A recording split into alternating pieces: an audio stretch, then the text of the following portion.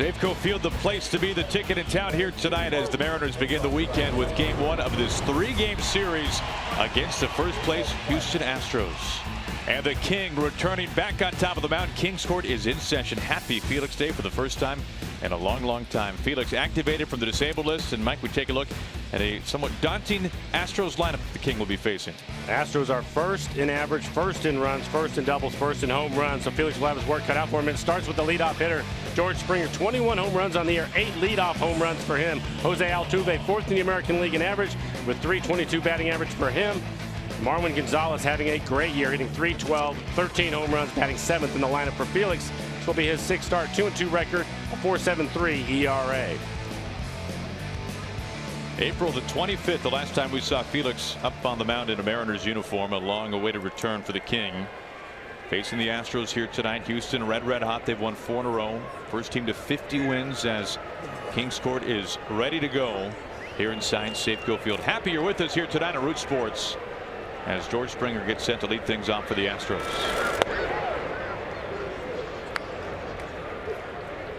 There was some thought that maybe Springer would be missing this series, or at least maybe tonight in game one after being hit in the hand by a pitch yesterday. But Springer is ready to go and in the lineup. Springer has had a knack for leadoff home runs this season. He sends Gamble back to 376. Nearly the 9th leadoff home run for George Springer.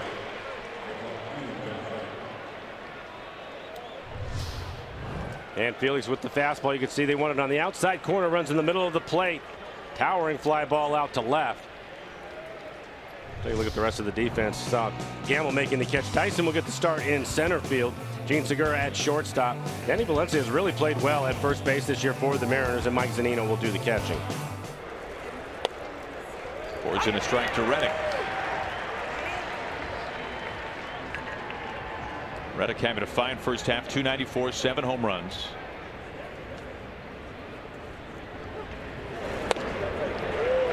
Oh, 2.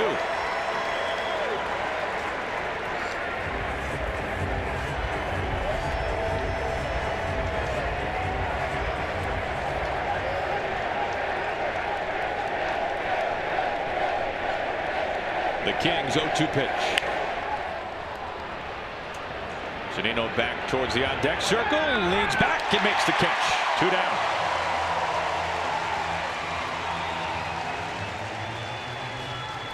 Mike laughing a little bit, almost overran it, but he was able to hang in there. A lot of spin on the ball from the left-hander. Mike's going back towards the backstop, and when it's spinning like that, it'll work its way back towards the field, and he almost overran it, but right in the webbing. 5 pitches, 2 outs. As Mike puts it away and steps Altuve.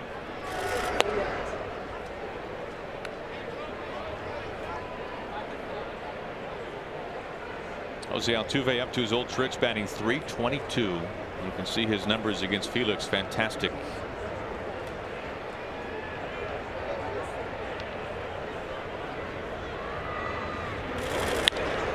Socked to left. This is trouble. And unlike Springer, this one leaves the yard. Those numbers get a tick better for Altuve versus Felix. A 2-out smash. 11th of the season for Altuve. It's 1-0 Astros.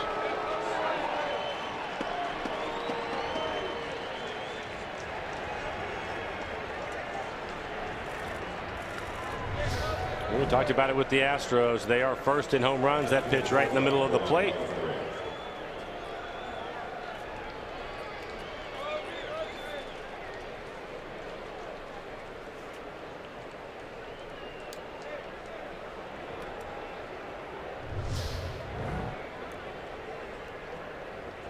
Two outs, a run across, now facing Carlos Correa. You do not find many shortstops batting cleanup as he swings and misses at the first pitch. 303 average, 14 home runs for him.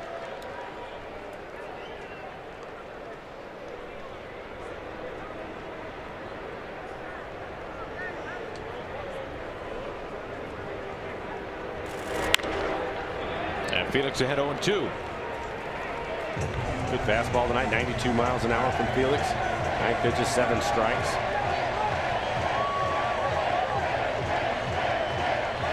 Has been a long time for Kings Court.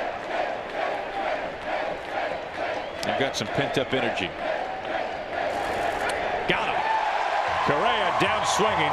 Felix's first strikeout since April. We go to the bottom of the first. Astros have an early lead.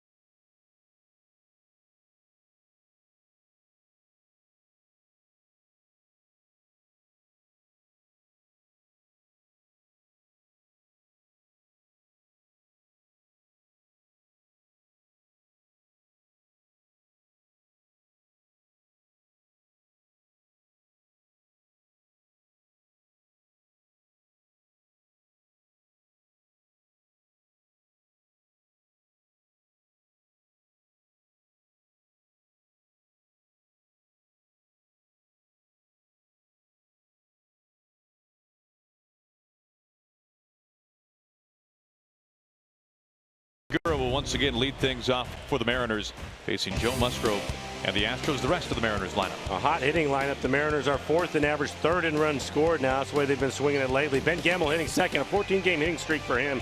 Robinson Cano, 2 home runs last night, including a grand slam. He had 6 RBIs. And Mitch Haniger, 3 for 4 with a home run against Musgrove. Now Musgrove working into the 6th inning in his last start. The Mariners have seen him this year. ERA over 5, a 4-6 record overall. 52 strikeouts, over 20 walks. Fastball 92 to 94. You're going to see a lot of sliders from him. Has a changeup and a curveball. Take a look at the defense. George Springer will be in center field. He covers a lot of ground in center. Carlos Correa, one of the young stars in the game at shortstop. Brian McCann, the former Yankee, Atlanta Brave, will be behind the dish. Musgrove's first 2 starts of the season came against the Mariners. 2 earned runs and 3 earned runs, going 5 and then 5 1/3 innings. This is with ball 1 to Segura.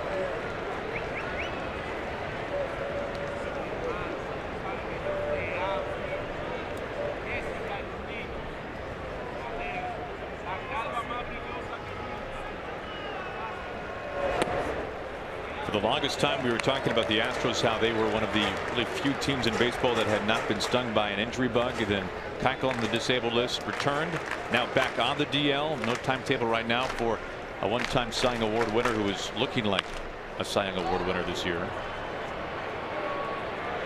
Into the shadows, Reddick by the retaining wall. Good effort, but it's beyond his glove. He pops up, is all right. We'll take a look at it. Concentration just out of his reach.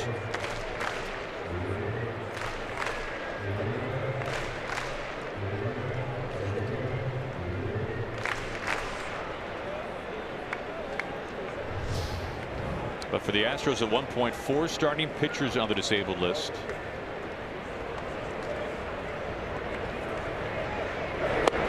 Two and two. Todd Tichenor, our home plate umpire tonight, as we begin this 3-game series against the Astros. And the crew chief at third base, Angel Hernandez. Still 2 and 2 to Segura, leading off the bottom of the first.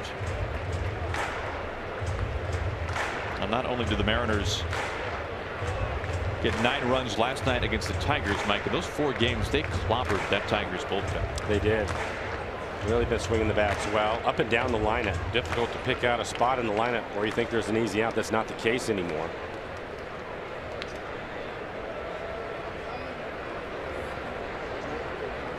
The 2-2. Hard hit, a slice into right center. And Segura is aboard right away.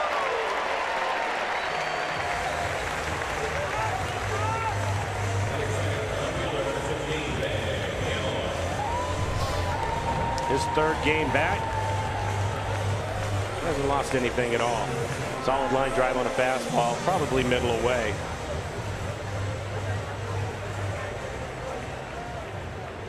Now Segura hits in all 3 games since returning from the disabled list, and he's making it look like he hasn't skipped a beat, Mike, but it must be awfully harder than what he was making it look. Well, yes, it is. The good news for him is he's an aggressive hitter, and he'll typically put the ball in play, so that will certainly help. Strike 1 to Ben Gamble. Ben with a 2-run double last night, now a 14-game hitting streak. Opponents are hitting .299 off of Musgrove's fastball this year, slugging over .500. And look at the Mariners in the first 2 hitters especially. Both of them are very aggressive on the fastball. Could be a good matchup for them.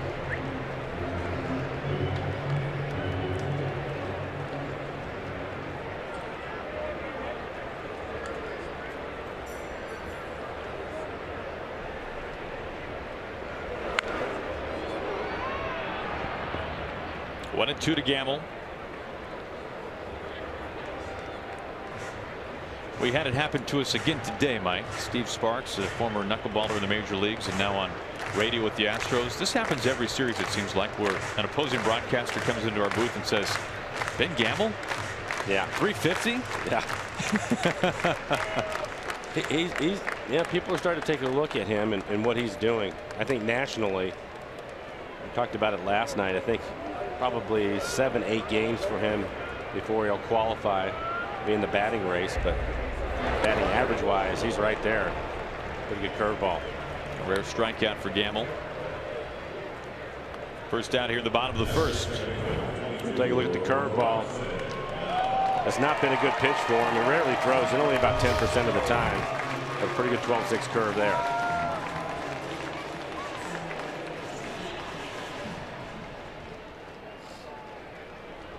What a night for Robbie last night. 2 home runs, including a grand slam. Tied a career best with 6 RBIs.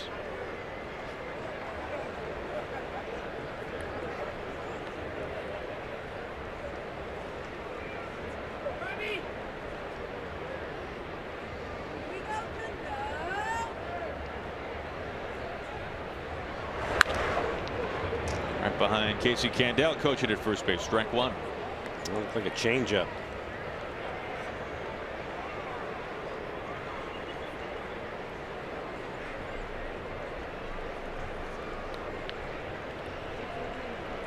I'm not sure if A.J. Hinch has forgiven Robinson Cano for 2016. 351, 9 homers, 25 RBIs. Cano an OPS of nearly 1,200 last season against the Astros.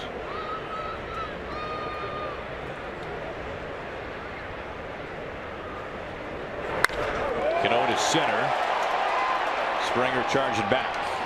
2 outs. Segura back to first base after his leadoff single.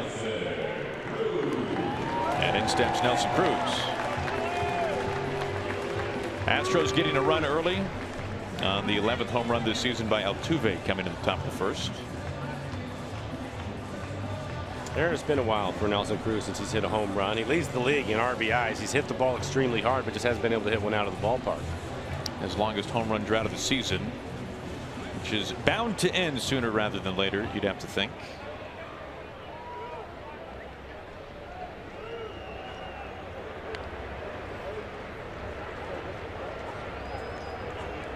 I don't know, Mike, with shoes like that, I think those are home run hitting shoes right there. Look at the job done on a Friday night, matching the Northwest green tops.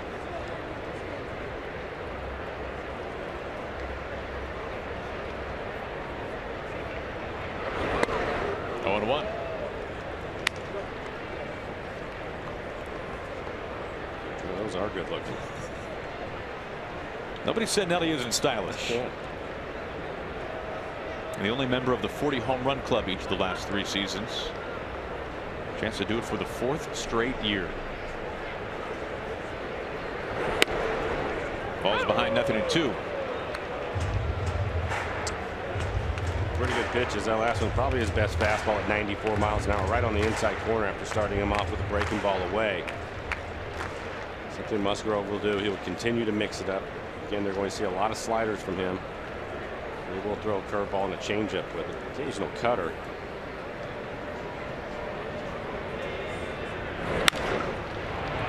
Bregman cuts it off to third base for the short way to Altuve. Fielder's choice for Nelson Cruz, an inning in the books. Astros on top by a run.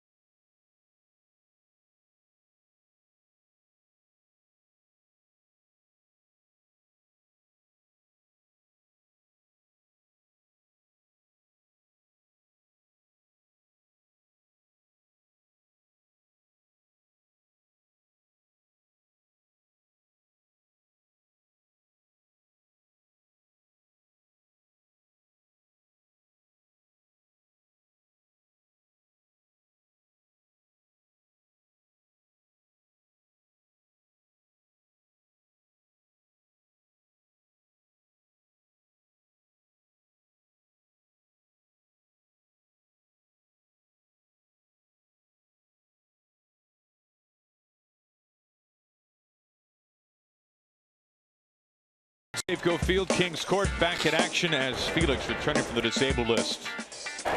Starting game 1 of 3 tonight against the Houston Astros. Picking up a strikeout to Carlos Correa to end the top of the first. It has been a long time for Chef Jeremy. He has been in hiding without the King. Some TV time for the Mariners' top chef. Handing out the turkey leg. There it is. Eat up, young man. Last you a couple innings. I like the new shirts out there. That is always one of the most highly contested competitions on social media for the Mariners each offseason. Now, if you think it's controversial to vote 5 times in a day for the All-Star game, and just wait until you vote however many times a day you want for the Kings Court t-shirt design for each season. And the circle changeup.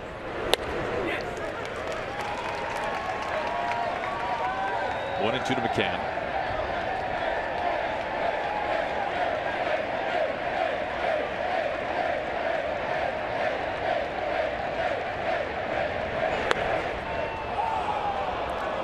Not missing by much. 2 and 2. He's throwing strikes. 14 pitches, 10 strikes. That's a good sign. His fastball has been 92. It's also a good sign. McCann is down flailing. Back-to-back strikeouts dating back to the first.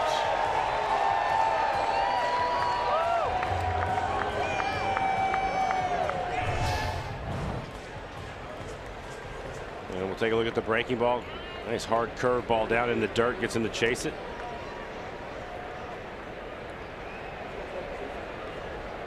Nothing like it.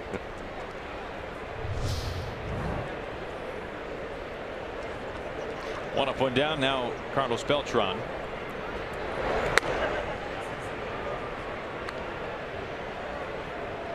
Mike, we've talked about the importance of getting Felix back right now in the short term, obviously, but what about the long term for the Mariners this season? When you look about the American League this year, already looking at the wild card, the Astros are, at least as of right now, on pace to handle this division. A lot between now and then, however, but Felix is what he means to this team going forward. I think it's critical for them. They're really playing well, and we've talked about it a lot. They've had to go through a lot with the injuries that they've had, including Felix, and now the guys are getting back. But more than anything, Felix is one of those guys that go out there and give you 7 innings every time he takes the mound, which in turn takes a lot of pressure off your bullpen.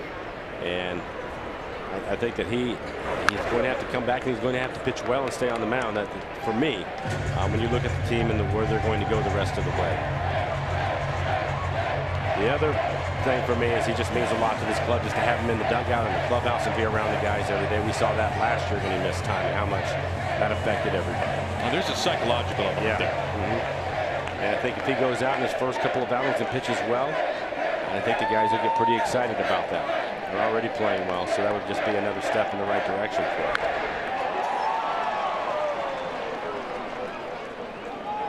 Beltran stays alive.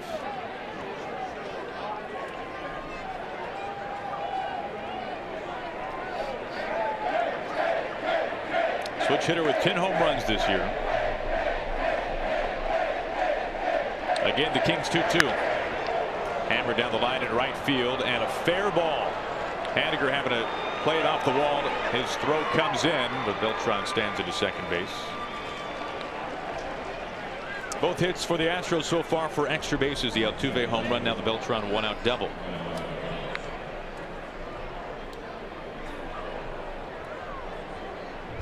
And this will be on the fastball. 92 miles an hour. It's right in the middle of the plate. Pretty short swing by Beltran. Just keeping it fair.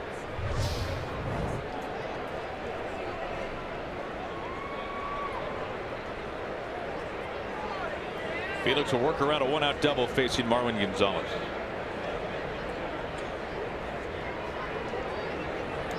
Look at the numbers for Gonzalez this year. And it's okay if you're sitting on your couch going, where did Marwin Gonzalez come from? I mean, the production that he has given A.J. Hinch this season, not only with those offensive numbers, Mike, but playing almost any position that he needs him to. All over the place. I would think that at this point, most Mariner fans would know exactly who he is. Over the years, last couple of years, he's really done a lot of damage to the Mariners, including hitting the ball out of the ballpark. 3-run home run yesterday against the A's. Has tied his single season career high in homers with 13. He has long been one of the more underrated utility guys in the game, but he is a utility guy who plays every day.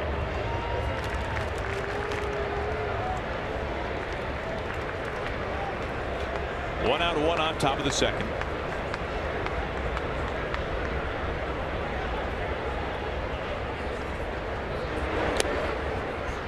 And Felix falls behind 3-0. Houston, they do a lot of things well offensively, and that includes hitting with runners in scoring position. A .285 batting average for him.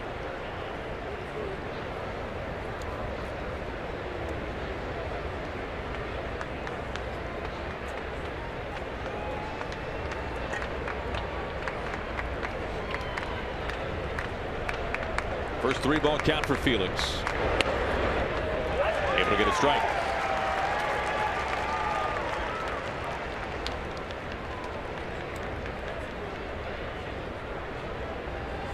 Mariners in the midst of the middle leg of this 9-game homestand. Mariners just taking a 4-game sweep against the Tigers. Phillies still to follow, following a day off on Monday, but right now the opening act of 3 games against the first place Houston Astros. Mariners over 500 for the first time this year, following last night's win, and have been sensational at home this season. Beltran breaking into third base after the walk to Gonzalez. 1 out and runners on the corners.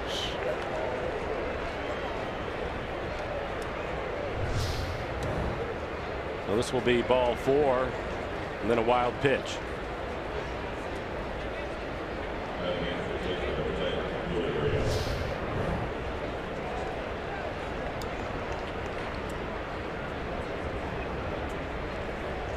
First walk tonight, 1 out, 2 on for Yuli Gurriel, the first baseman for the Astros.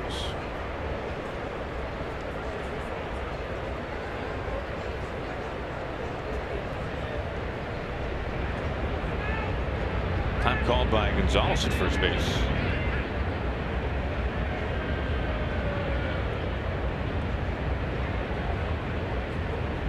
He needs something. Couldn't help but notice today, Mike, there was obviously a lot made of the Mariners getting over 500 for the first time this season. They were 0-3 in their opportunities up until last night.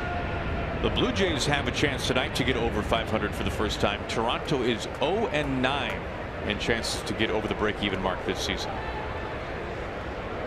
That is interesting, isn't it? How about that? Yeah. A team that got off to the worst start in their franchise's history, but been playing much better since. So much so they've had plenty of chances to get over 500, as you can tell. It took a little while for the Mariners after that rough start back in April, but game over starting today.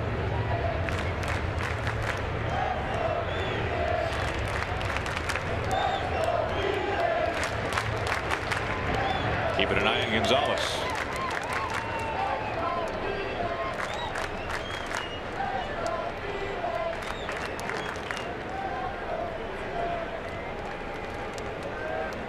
Beltran the double to begin, with 1 out here in the second. Advance the third of the wild pitch following the walk to Gonzalez. Ahead 0-2. Just perfect. Both of them on the outside corner, the bottom of the strike zone.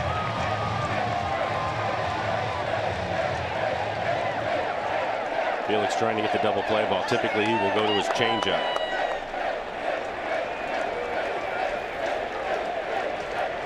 Mike wants the curveball. The 0-2. Swing and a miss. Third strikeout for Felix. He struck out 3 of the last 5 hitters. And here's a curveball, just buries it. He's trying to throw in the dirt, wants him to get him to chase it, and it works for him.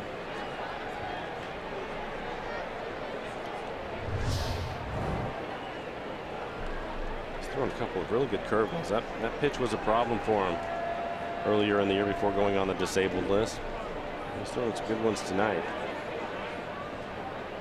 Facing Bregman with 2 outs, 2 on.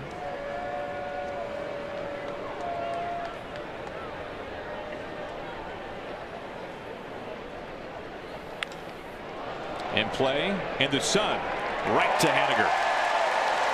Astros strand runners at first and third as Felix gets out of the second.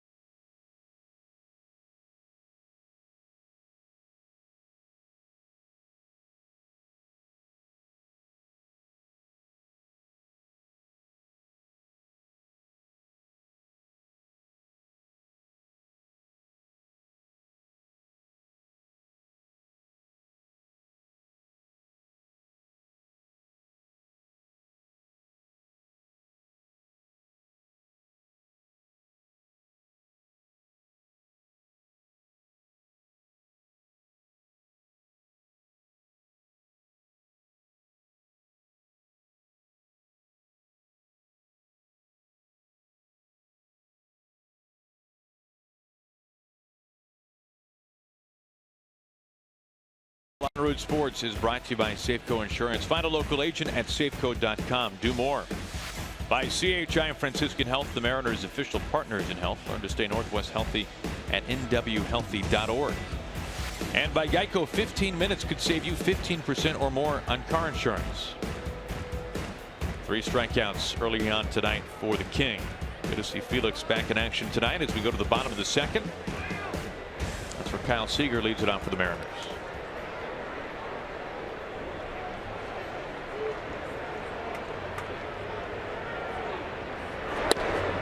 Looking at strike 1.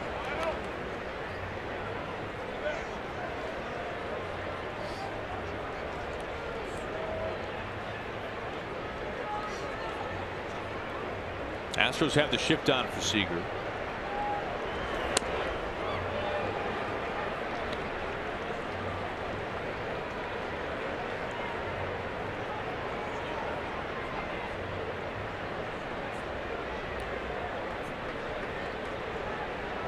About as extreme of a shift as you could find, considering the distance by Bregman off the bag at third.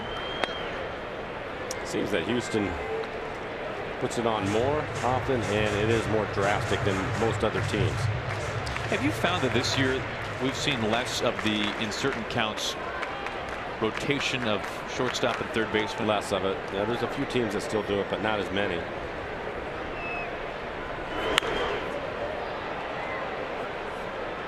As the shift continues to evolve.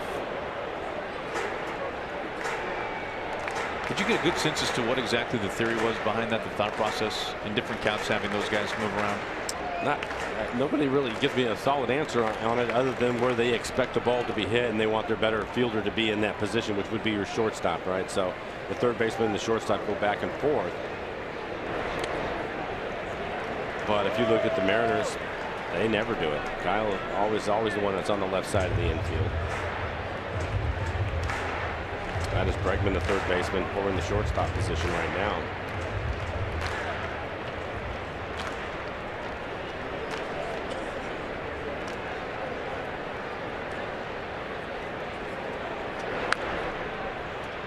I want to say it was maybe, this was a couple of years ago.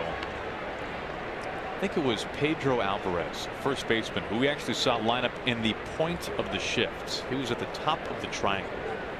And you talk about fielders moving around. You don't normally see the first baseman move around. No.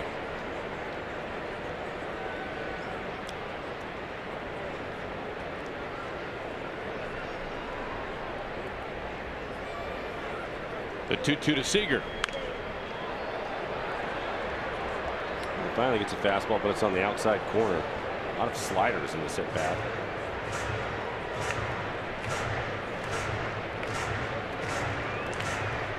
The slider has been his best pitch this year. 83, 84 miles an hour. Opponents hitting just 232 against it.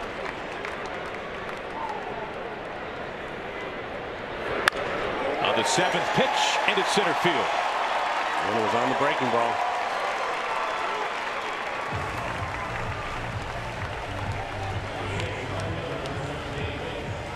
It's a night 40 years in the making. Tomorrow is Turn Back the Clock night when we celebrate the year it all began, 1977. The first 20,000 fans receive a Mariners Trident cap courtesy of Steel.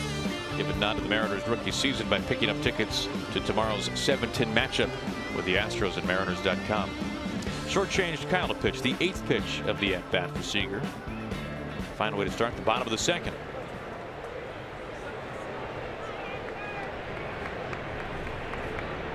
Here is Mitch Haniger.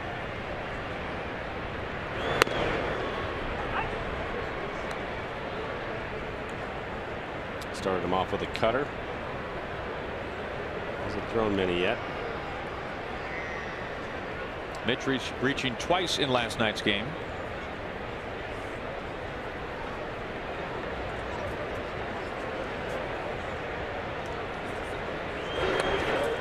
Oh, 2.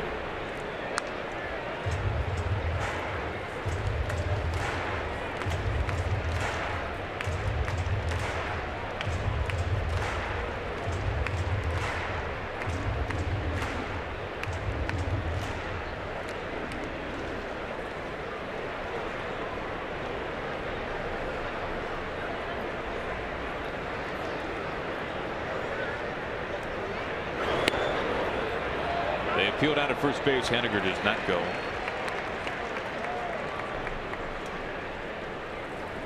Haniger, who homered in the Tigers series, represents the go-ahead run here in the bottom of the second. when you look at the scouting report, you figure that there were going to be some sliders today, but the right-handers, I think they're going to get worn out with the slider from Musgrove. He throws it a lot, and it has been the case so far.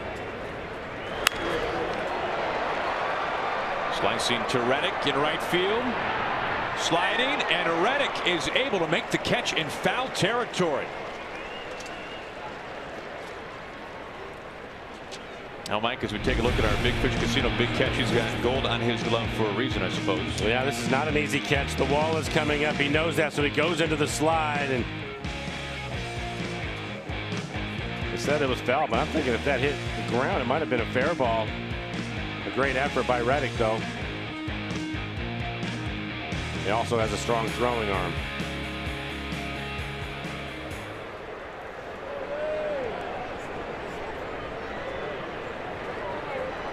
One out Seager at first base after the single. Ball went to Valencia.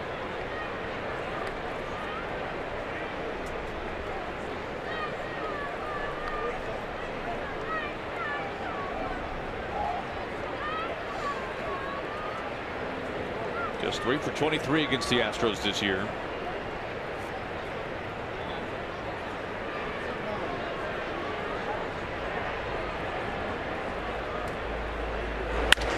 Up the middle, past Altuve. Couple of base hits for the Mariners in the bottom of the second. Seager is into second base. Valencia is aboard with 1 out.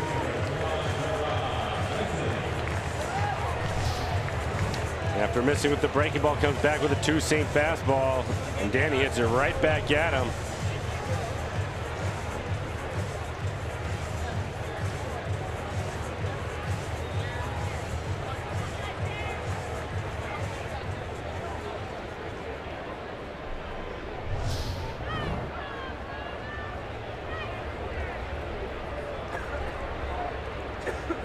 One out, 2 on Gerard Dyson. Tie and run. Seager is now in scoring position. Full foul. Strike 1. Dyson was not in the lineup last night as the Tigers started lefty Daniel Norris. It was Heredia in center field, so Dyson a night off. Back in the lineup tonight with right-handed Joe Musgrove up on the hill.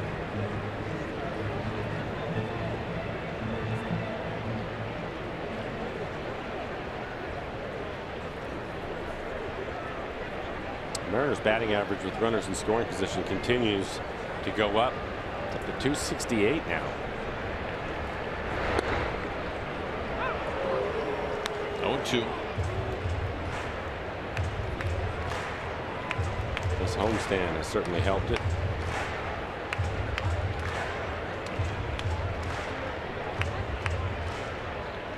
That was a glaring weakness at one point earlier this season for the Mariners that has really turned around. It really has.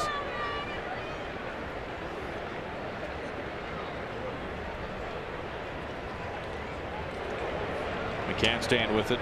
And I don't know, Mike, more than most things in this game, when a team struggles hitting with runners in scoring position and people ask players, coaches, managers about it, it is not easy to find a concrete answer as to how to do that on a regular basis. That man did it very well. Yeah. Jay Buhner did it very well. But it's not an easy thing to put your finger on. It's not, and I know from talking to Edgar about it, it's a pretty simple philosophy. Try to get a pitch that you can handle early. Don't overswing or try to do too much. Stay in the middle of the field.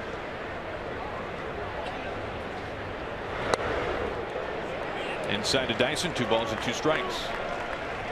And I think for the Mariners this year, when you mentioned them struggling, at one point it seemed that they were at 220 for a long time. The amount of opportunities that they were creating, I think, started to help them work their way out of it. Get a couple of guys hot, and it just starts to work its way down the lineup.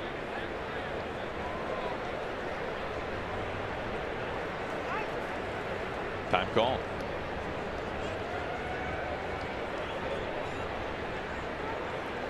Perfect night at Safeco Field.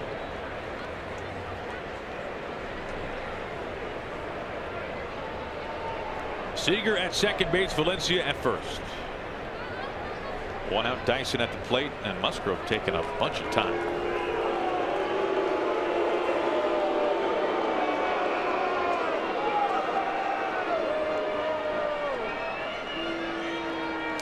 throws 5 different pitches. You see 33, 24 strikes. Primarily, he's a fastball slider.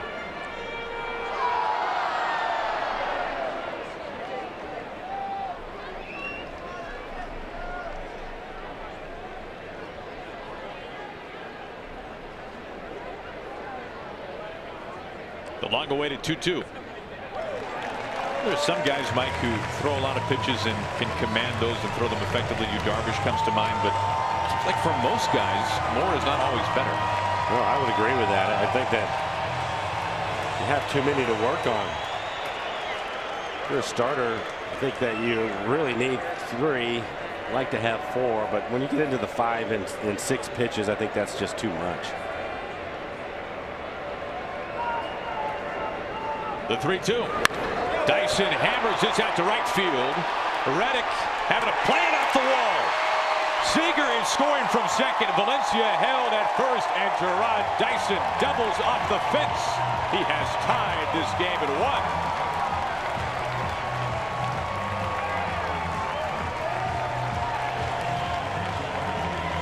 For a moment or two, it looked like number 5 for Gerard. Thought he had a real chance, just didn't hit it high enough. It's a line drive. It's about 2/3 of the way up on the wall.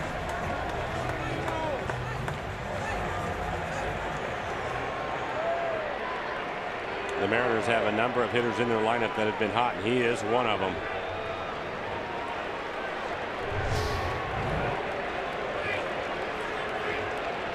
And the Astros will bring their infield in. Chance for Zunino here with 2 in scoring position.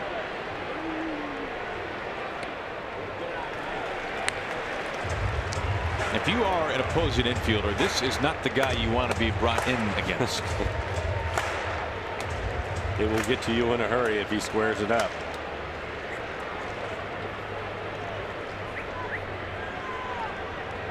Valencia the go-ahead run at third. Healthy hack there to make it 1 ball and 1 strike. There's the cut fastball at the top of the strike zone at 93 miles an hour. This will be an interesting matchup. Mike has obviously been swinging the bat well. Talked a lot about his ability to recognize strikes on the outside part of the plate. Well, he's going to have to do that today because of the sliders from Musgrove.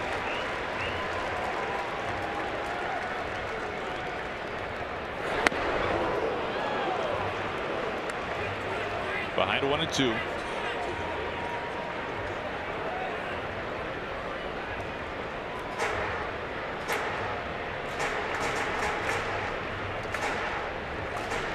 Valencia at third. Dyson the RBI doubled at second.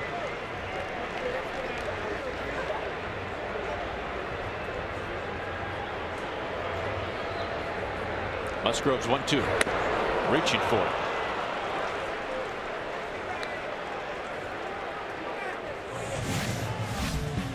Our CenturyLink What's Next. Sam Gaviglio gets the ball for the Mariners tomorrow night. We are on the air at 6:30 here on Root Sports. For Gaviglio, start number 7 on the campaign, going up against one of the best curveballs in the game, Lance McCullers, coming off the disabled list. McCullers a frightening right-hander when he is on. You can see opponents barely hitting 200 against him, and a ton of strikeouts. Second strikeout for Musgrove. Facing Segura for the second time. Now swinging strike 1. On the slider. Pretty good battle his first time up. He ended up winning it with a line drive right back up the middle.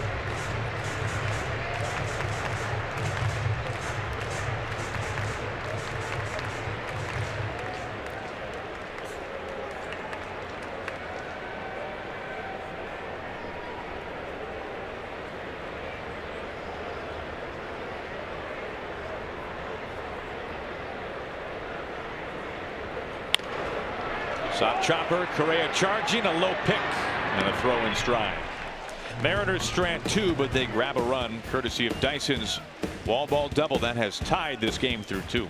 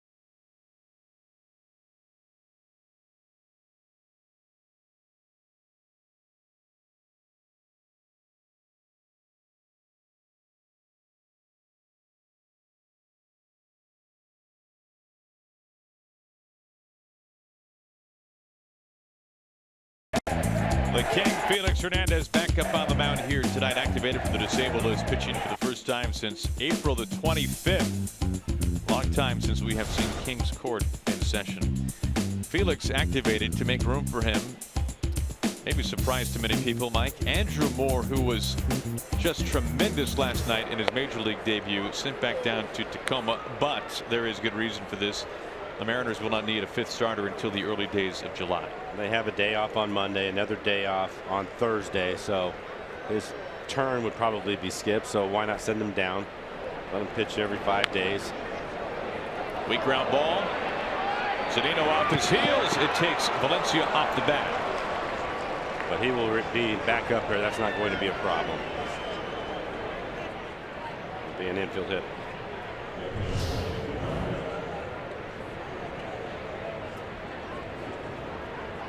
Take a look at our Snowmo, and just wasn't able to keep his toe on the base.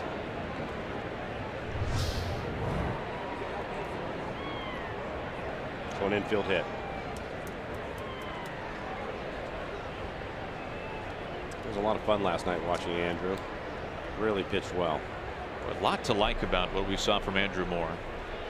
As Reddick digs in, nobody out, leadoff man aboard. First of all, Mike, and this might seem like a simple thing. I'm not so sure it is, though, especially when you're making your major league debut. But the guy that Andrew Moore was advertised as was the guy that we saw for 7 innings last night. Yeah, he was exactly that. Fastball in the low 90s. He's not a guy that's going to throw 95 or better. Low 90s, has to locate. Able to use his breaking ball. At times elevate the fastball. One hop to Valencia. Back over to Felix for the double play.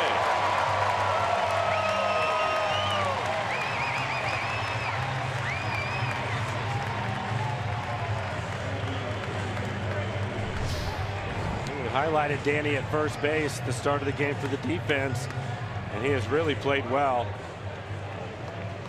Nice job by Felix. Get over there in time.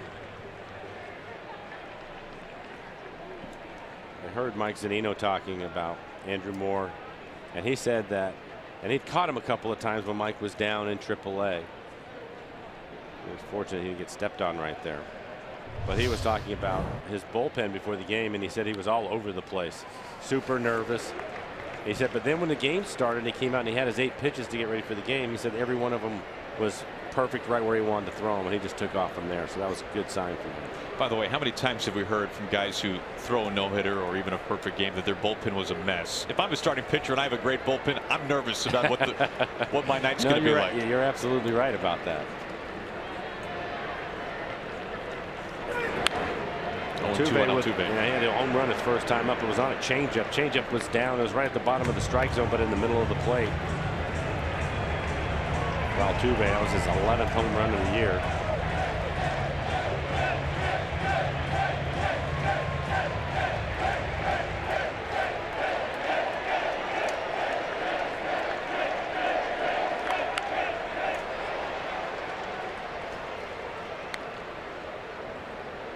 Now, you mentioned the home runs this year for Altuve. You go back to the power that Altuve showed last season. He had a higher slugging percentage than Yoenis Cespedes, higher than Edwin Encarnacion, a better slugging percentage than Adrian Beltre. Again, the 0-2.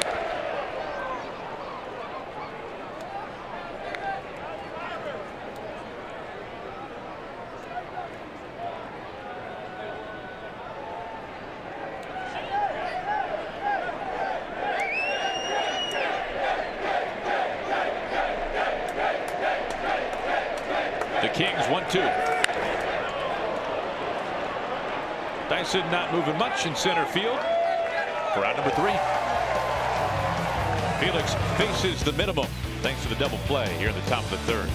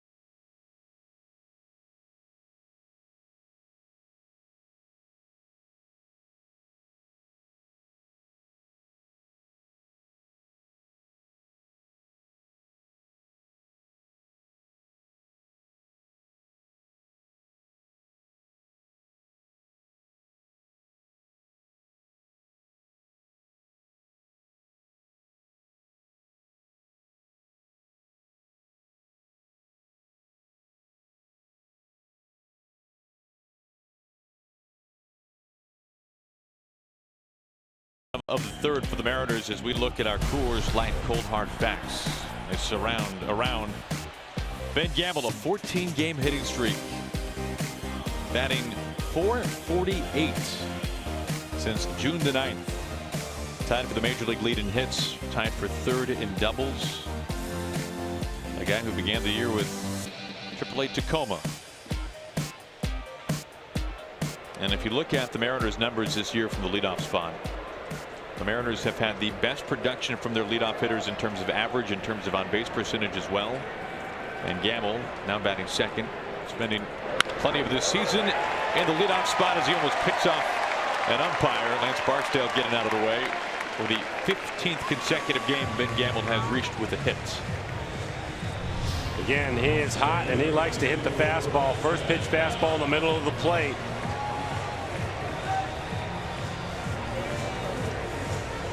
Hasn't missed many of those over the last couple of weeks. Solid line drive right back up the middle.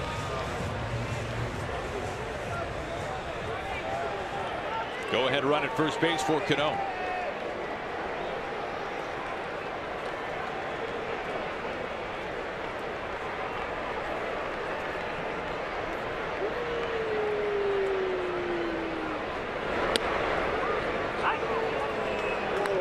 We mentioned earlier the numbers that Cano posted last season against the Houston Astros. Among others, an OPS of over 1,200 against Houston. A.J. Hinch, their manager, telling us last season, and this is essentially a direct quote, "I have never been beaten more by one man than I have been by Robinson Cano this season." It was amazing what he was doing. Hitting the ball out of the ballpark consistently. 0-2.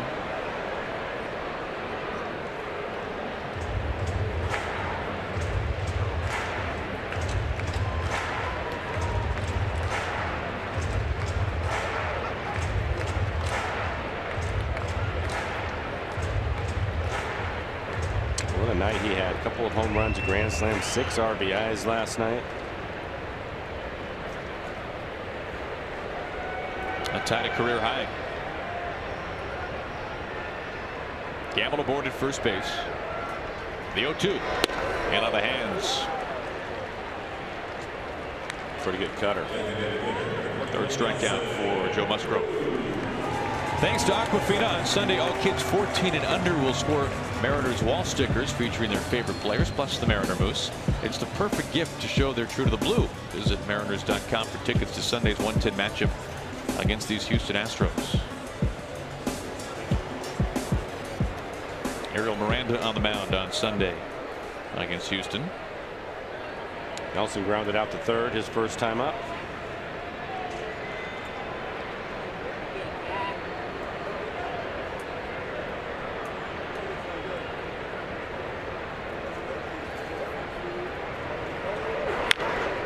Strike one.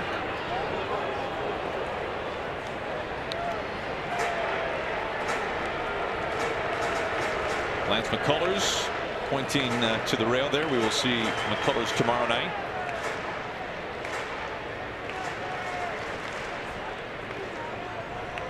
Spending time on the disabled list, coming off to face the Mariners.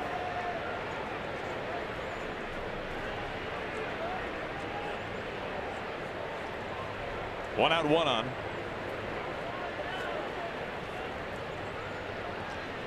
Going back to last season, Mike, all of 2016, from where we sit and the results that we see from up here, for me it was Lance McCullers and Rich Hill, the two most deadly breaking balls the Mariners saw last season, both curves. No, you're right. And for McCullers, he throws it a lot, like half the time. Right, which tells you how good it is, because the guys in the other dugout are going to be sitting on it and they still can't square it up. That tells you how good his curveball is.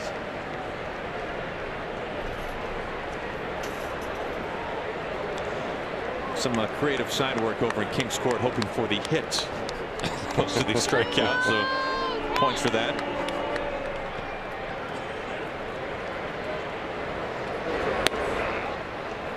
Nelly ahead 2-1.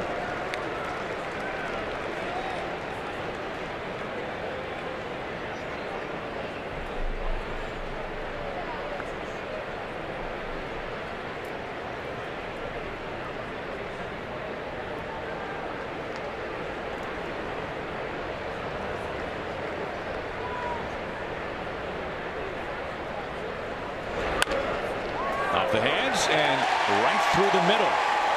Gamble to second base. Nelson Cruz is 1 for 2, and the Mariners have a couple of runners on with 1 out for Kyle Seager.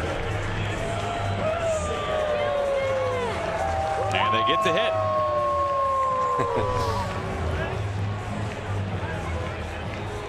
Jams him a little bit, but strong man able to fight it off. Going right back up the middle off the label.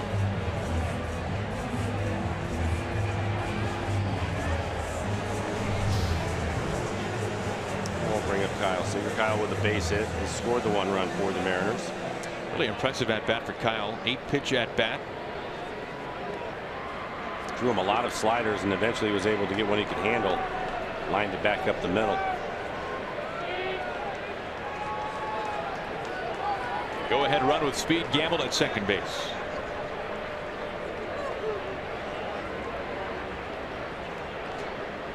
First pitch coming to Seager.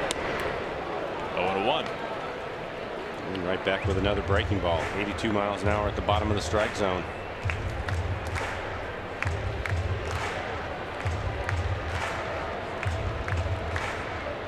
Fifty pitches for Musgrove. He's had a pretty good idea they would end up getting into the bullpen for Houston. Musgrove typically has to work pretty hard to get to 6 innings.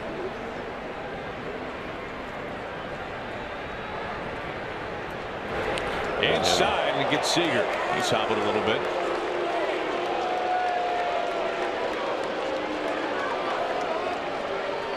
Mariners have him loaded with 1 out. Cut fastball. Oh, hit him right on the calf.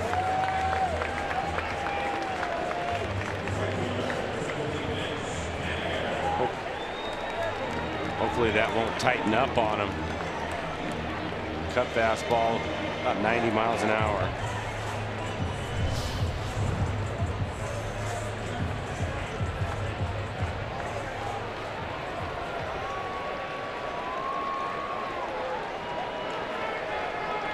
Bases loaded for Mitch Haniger.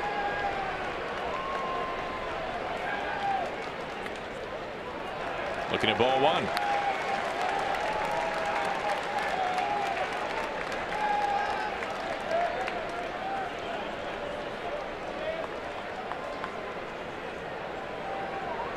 Two hits in 2 previous at-bats for Haniger with the bases packed this season.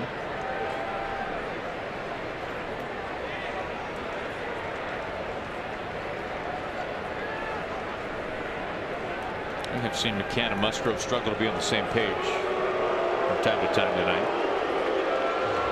Well, again for Musgrove, but he has 5 different pitches. Typically, you would think that when he was in trouble, he would stay with whatever is his best pitch, which would be his slider. So fastball slider combination for him. But you mentioned it, McCann's had to go out to the mound a number of times.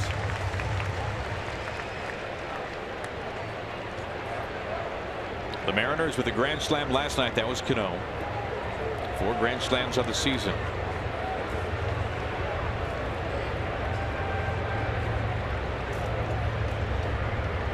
The 1-0. And floats in for a strike.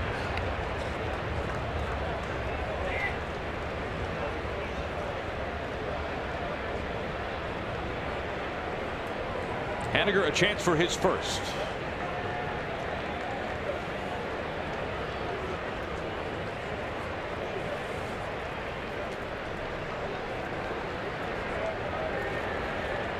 The 1-1. Into center field. The Mariners are taking the lead. Gamble crosses home. He scores from third. Nelson Cruz is into third base. Mitch Haniger a run-scoring single right up the middle, and it's 2-1 Mariners.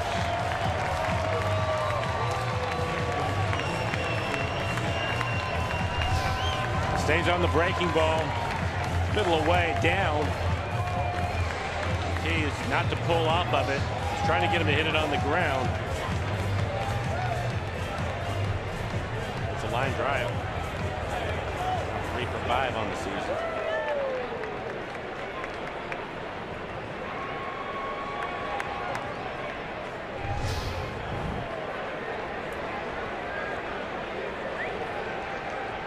Base is still packed for Valencia. Left side pass. Bregman cruises in to score. Seager is coming home. The throw is way offline. The Mariners grab a couple of more runs, courtesy of Danny Valencia. It's 4-1 Mariners.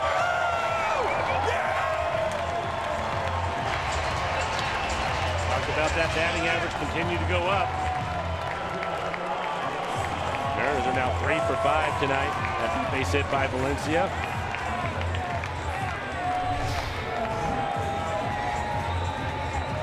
Towards the end of the bat, gets enough of it to hit it through the left side of the infield.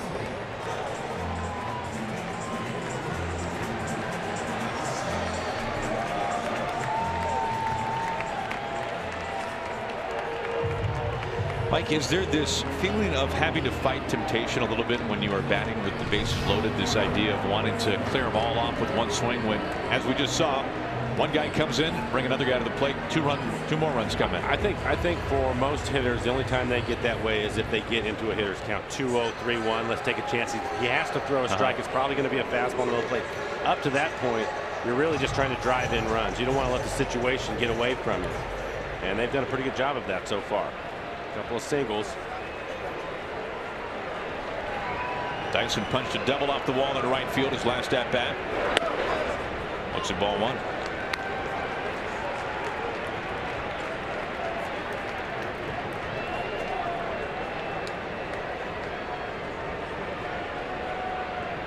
Haniger at second, Valencia at first.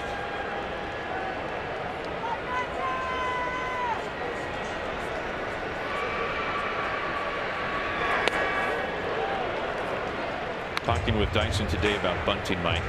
Thinking back to the bunt against Verlander that cracked the window open for the Mariners and enabled the Mariners win on this homestand earlier. Dyson saying that he never once bunted in college. Mike, he was a cleanup hitter in college.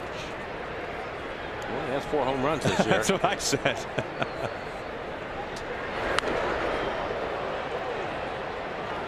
He said he did not start bunting until he got to the minor leagues with the Royals. And that Kansas City at one point, when he was not in the low minors, he was in Double-A. Told Gerard that they wanted him to try bunting at least once a game. I can understand why.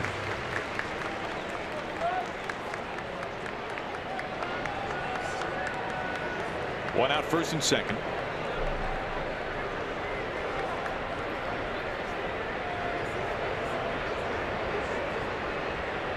A long pause. And this is not a surprise. Dyson said that the guy who helped him the most in the major leagues with bunting, Rusty Kuntz. That is not a surprise. I'm sure he also helped him with his outfield play. He did. Former Mariners coach.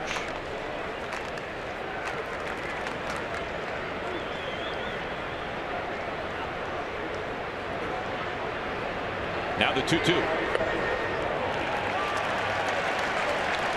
Couple of good takes from Dyson. That's not an easy pitch to lay off of when you're behind the count. You throw that slider basically towards his back foot. He's trying to get him to swing over the top of it. And it's tough to take because it looks as if it's on the plate and you're going to read it late. That's not an easy thing to do.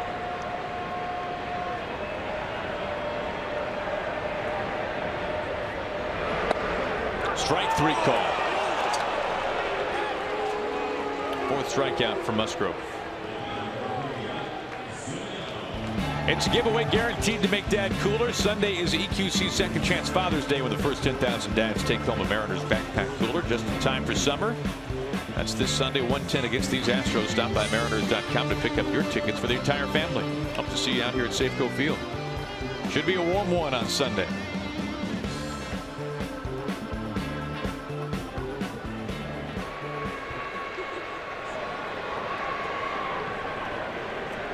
Two on for Zadino with 2 outs. First pitch, muscled, absolutely destroyed. Number 10 for Mike Zadino. And there was no doubt about it.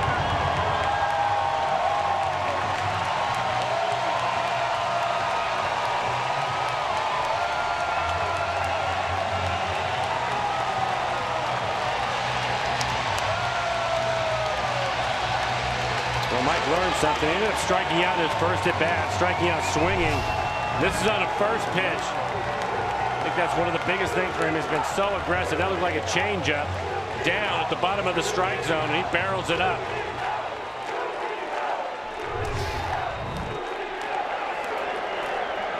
Ninth batter of the inning, Gene Segura. Worth another look, Mike.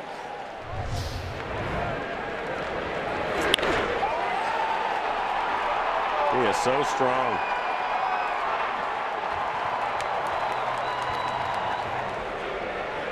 Big key for him is that leg kick in the stride. Really made a big difference for him. It's 29 RBIs in the month. He's getting closer to 33. He really is. Could get it tonight. We are through 3 innings. Mariners smashing the Astros 7-1.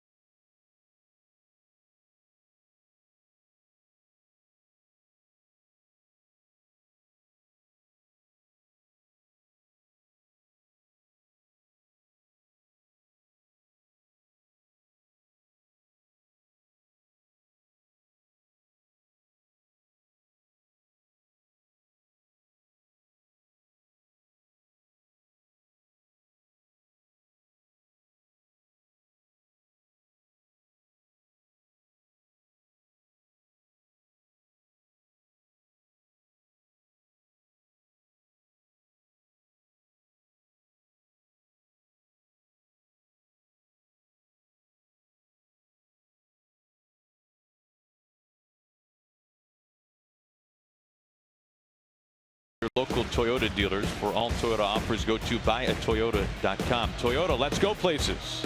By Amtrak Cascades, what a beautiful way to travel. Visit AmtrakCascades.com. And by Country Financial, helping you build your future. Oh, beautiful day to be out at the lake. Even better to be inside Safeco Field.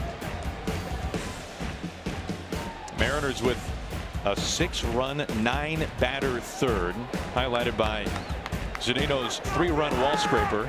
And by wall scraper, we mean the back of the wall. Felix with some run support, facing Carlos Correa to begin the top of the 4th.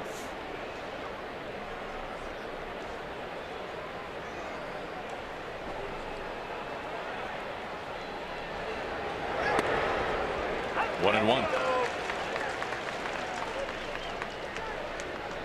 Well, a couple of things with Felix getting the start. It's great to have him back. I wanted to see where his fastball velocity was going to be at. It's been at 92. Is he going to be able to command the strike zone? That's right off the end of the bat. Haniger not able to get to it. And he's thrown a lot of strikes, 41 pitches, 27 strikes. I thought maybe some run support would be good for him. It's worked out pretty good, Aaron. Got plenty of that in the 3rd inning. Mariners tied it in the 2nd. Poured it on in the 3rd. Thanks in part to that man. His 10th.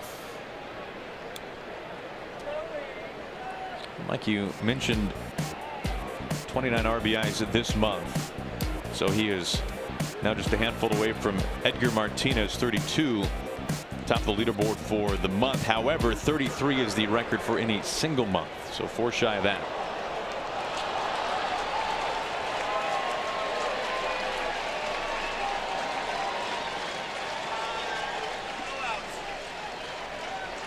McCann struck out on a Felix curveball to begin the 2nd. Now bats here with the leadoff man aboard in the 4th. Shift is on.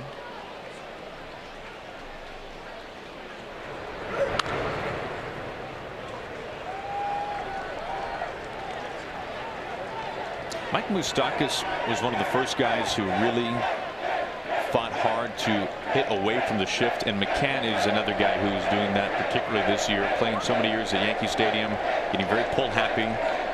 Well, you and I were talking about that when we were in Houston, and we saw him hit a home run the other way. So you have to be aware of that. A very slow underwater swing and a miss from Brian McCann. Strikeout victim number 4 from the King. We'll take a look at it. That's the changeup down out of the strike zone. Nice job by Mike to block it and keep it in front of him.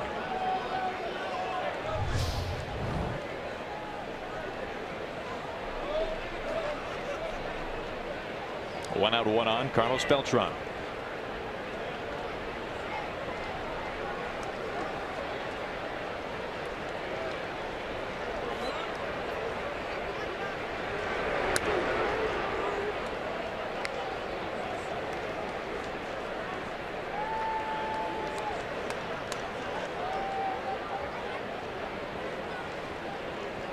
Beltran, one of the greats of all time to come out of Puerto Rico, with Humberto Clemente at the top of that list. Beltran, one of the better switch hitters of all time as well.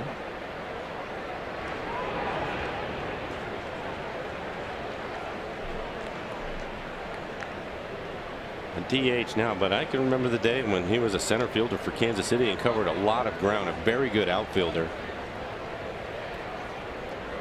He's been around long enough that he is one of only 2 players in the major leagues right now to have played in the Kingdom. Bartolo Colon the other.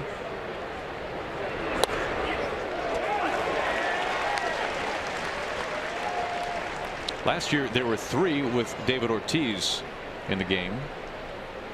His number being retired tonight at Fenway Park.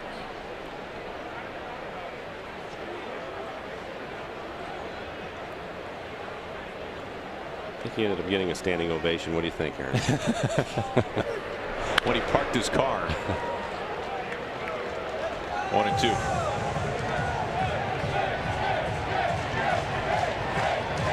As if Big Papi drove himself. Yeah, good point.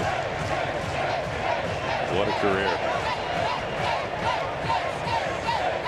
Felix on the hunt for strikeout number 5. That's 2 strikes against Beltran.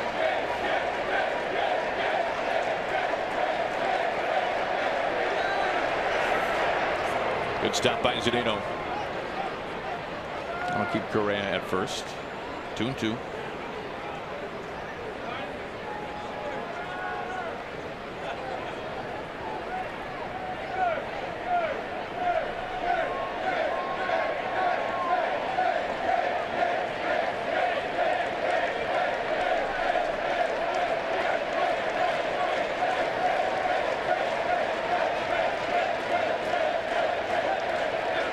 The Kings 2-2. Count pushes full. Seems to be using his breaking ball a little bit more. A bit more than his changeup.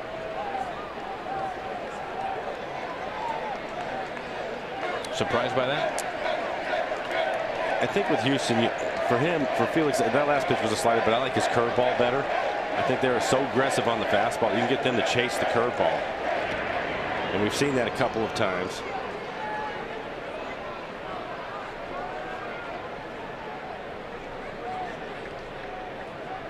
This is the first full count by an Astros batter tonight.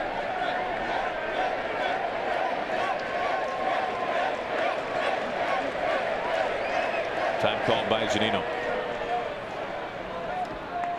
The strikeout numbers for the Astros really interesting this year. They have been the strikeout kings of baseball since coming to the American League. Surprising this year. Only 2 teams in the majors with fewer. Whoa, watch out. That went inside the Mariners dugout. Is that Casey? Casey is somehow alive. Leave it to Casey Candel. It actually hit him. It hit him on the forearm. I was more worried about him falling down the stairs. I'm sure he has a tea time tomorrow morning he needs to get to.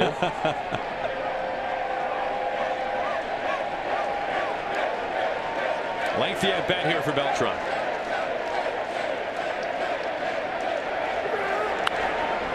And it continues.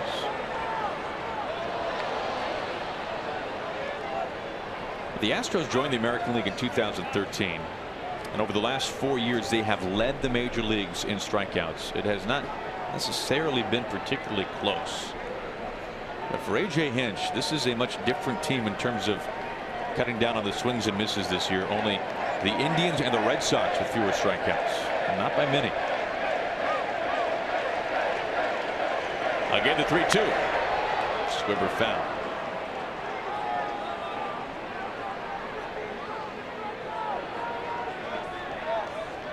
For Felix, he's in really good shape with his pitch count. Still is fine. Beltran adding to it. This will be the 9th pitch in this at bat.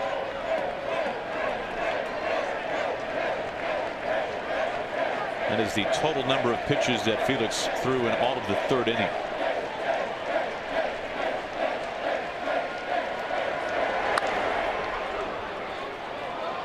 By Cano's shoelaces, a short toss.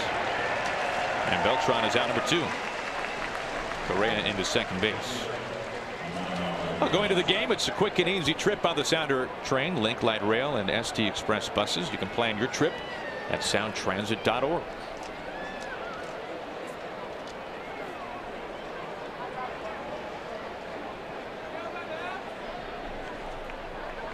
Runner in scoring position for the 2nd time tonight for the Astros. They are 0 for 2 so far. Runners in scoring position.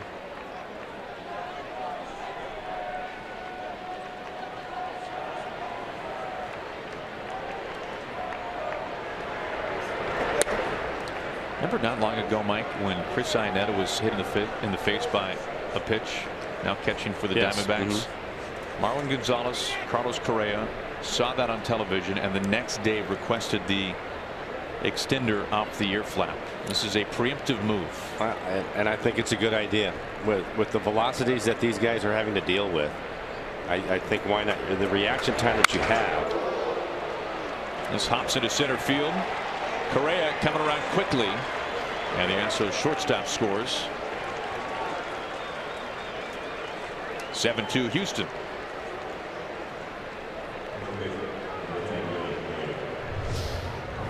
Right off the end of the bat.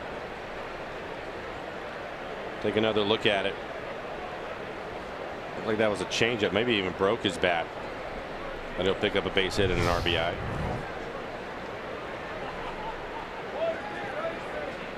But they are among the short list of guys who have adopted the type of armor before anything happens. Again, I think it's a good idea. When you're seeing 95 to 100 almost every night, and you're having to stay in there on the breaking ball, why not? Strike 1 to Yuli Gurriel. Pretty good curveball on the outside corner.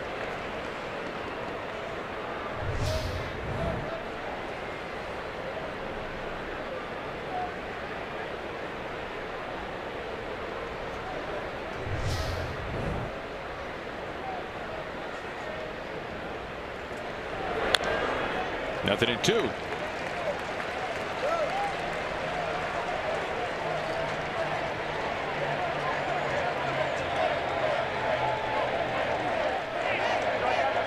Felix a chance for his second multi-strikeout inning.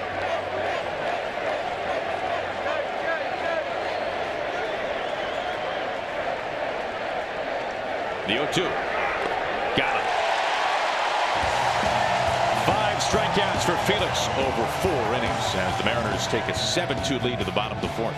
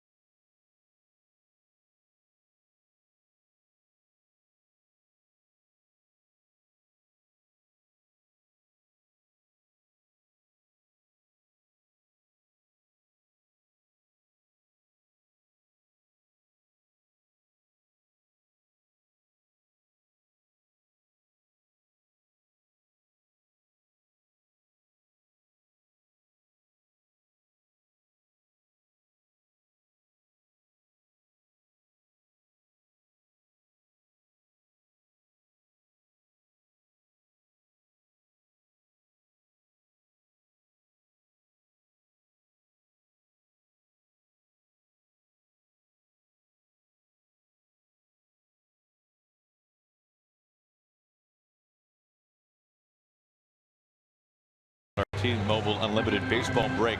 For news and notes, catch you up to speed on. Former Mariner Doug Fister claimed off waivers by the Red Sox, will start Sunday against his recent team, the Angels. Meanwhile, the Mariners just absolutely tortured Francisco Rodriguez. He has been released by the Tigers. Lost his closer role earlier this year. You can see 6 blown saves. How about the Birds from Baltimore? They've given up 5+ runs in 20 consecutive games. Wow. Ties a dubious record set by the 1924 Phillies. And tonight, an ugly night for Bucks crew. 15-5. They fall to Tampa Bay. Hope it works out for Doug Fister. He was with Houston last year. Had an out clause in that contract with the Angels.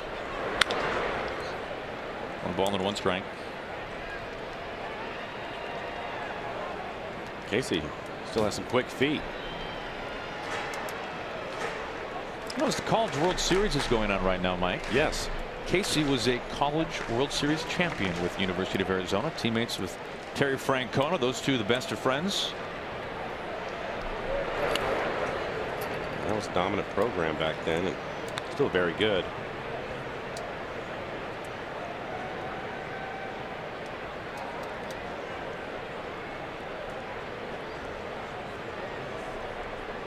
Gambled ahead 2-1.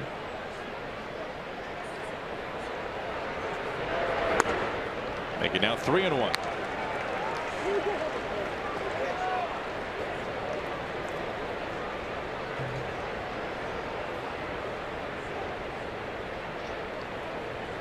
Cano waiting on deck, 0 for 2.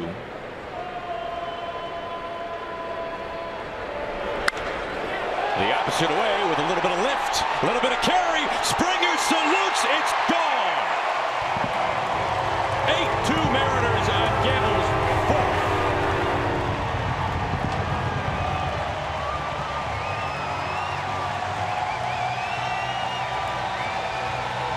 Running out of things to say about the year that he is having and how impressive it has been. 15-game hitting streak for him. A lot of multi-hits in there.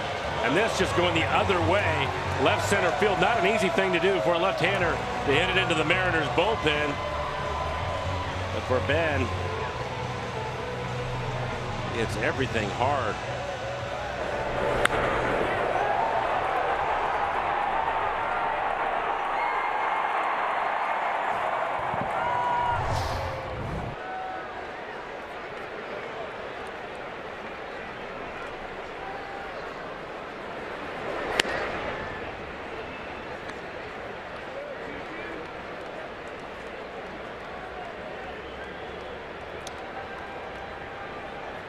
One and nothing to Cano. Mariners have homered twice in this game now. Zunino a 3-run shot in the 3rd. Old foul, 1-1.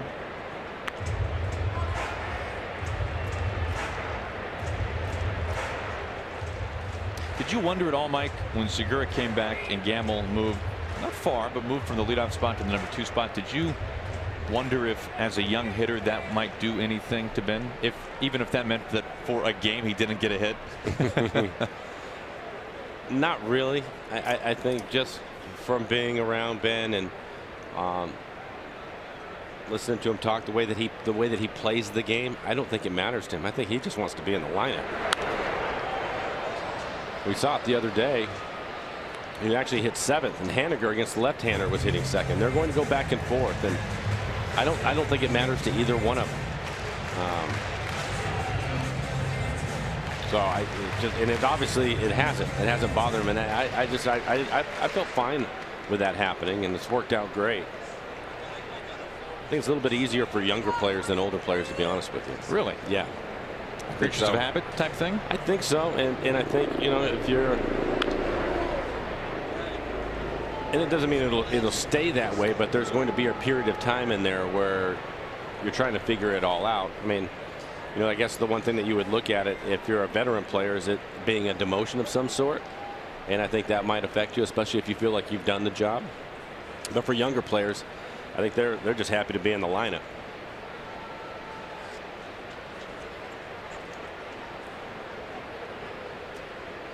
1-2 to Robbie. You mean to tell me the batting second for the Mariners is better than batting leadoff for Scranton Wilkes-Barre? That's exactly what Is that I your mean. point, Mike? That's my point. Yankees AAA affiliate. Gamble, the International League MVP last season.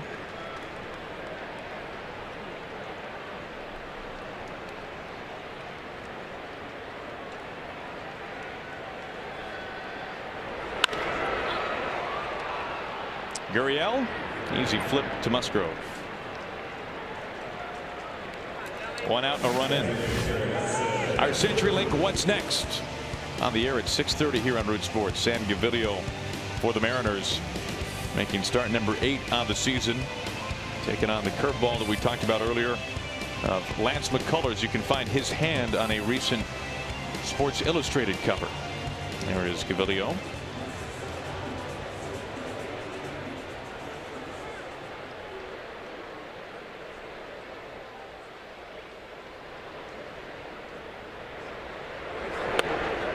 Strike 1 to Cruz.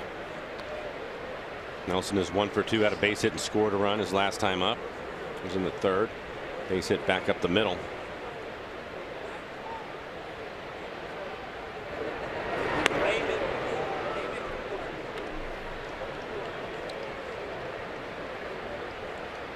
Nine runs last night for the Mariners. 8 runs in the bottom of the 4th tonight.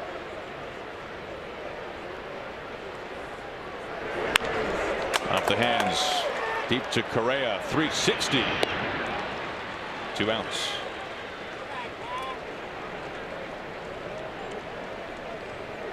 Gamble, the leadoff home run. We saw him go out towards center field in his previous home run. Off of a left-hander. Yes, first left on left home run this year. Good point for Gamble. And the one tonight out to left center field. In a week, he's going to qualify, and he will be leading the league in hitting in a week. Going into July. Scott Servais keeps trying to convince everyone that Ben Gamble has some pretty serious pop. I know this is something you and I have talked about a little bit too, Mike. Speaking of some pop, Kyle Seager, no questions asked. 3rd home run tonight by the Mariners. Seager's 8th. There is no door for Joe Musgrove to escape. 9-2 Mariners. Kyle has walked to the plate 3 times, and he's scored all 3 times. And you see this home run on a fastball in the middle of the plate. For Kyle, his 8th home run of the year. Way back into the seats. Take a look at our snow-mo and the swing of Kyle Seager as he barrels it up.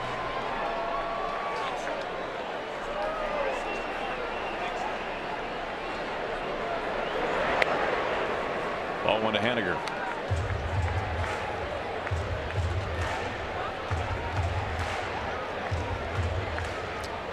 The official certificate that being very well documented right now. 1-1. Haniger is 1 for 2 as a base hit and scored a run. See, and I had no idea there was so much paperwork involved with catching a home run. That paperwork will be worth it. And you were saying about Gamble's pop, though, Mike. Yeah, if you watch him in batting practice, the ball really jumps off of his bat. And I think for him, though, he's going about it the right way, and that is not to try to hit any home runs. He's staying right in the middle of the field. And I think he'll gain more confidence with that when you start to see him hit home runs like he just did out to left center field, not have to pull it. Seager has reached base 3 times. He has scored 3 times. A single, a hit by pitch, and you just saw the homer. Haniger on board for the 2nd time. A 2-out walk.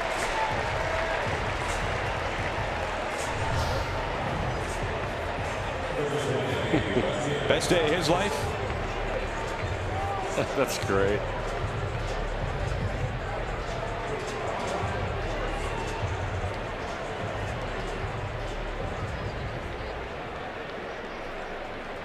A lefty. Probably have a pretty good changeup one day.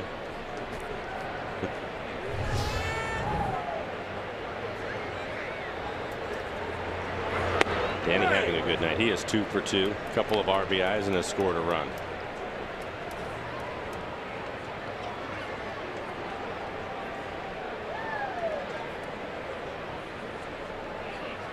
In the 4th inning, and the Mariners already 9 runs on 11 hits.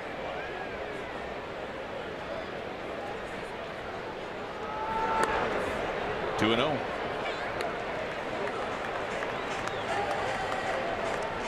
Ramin Gundwan just called up today. He was with the Astros earlier this season. We're not used to seeing the Astros with 2 lefties in their bullpen. It is usually Tony Sipp and Tony Sipp only. He's got some company now. Line drive through the left side. Hit number 12. And the 3rd hit for Danny. And this is on a fastball out over the plate. A couple of base hits into left field.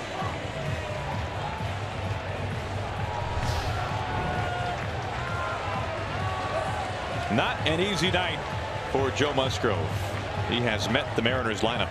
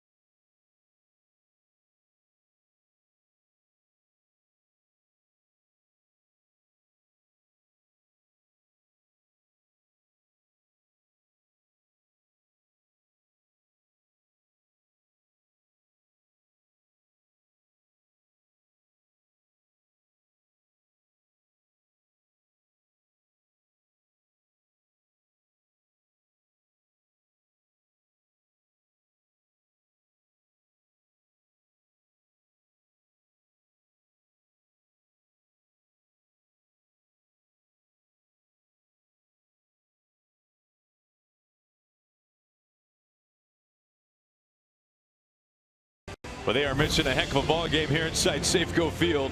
The Mariners knocked 12 hits around off of starting pitcher Joe Musgrove. As we look at our Lexus pitching matchup, Felix going strong. Musgrove has hit the showers. It struggled this year. ERA over 5, and you see 12 hits, 9 runs, all of them earned. So a rough night for him. Ramin Gundwan, the new pitcher. Gundwan, the left-hander, going to take over. Just 3 innings for him. He has 4 strikeouts. Get to give up a home run. As you might imagine, given the lofty run total that the Mariners hung on Musgrove, that is a season high in runs allowed for Musgrove. Also in hits as well, had never given up more than 8 entering tonight. Gundwan inherits a couple of base runners. Haniger at second, Valencia at first. Facing Dyson.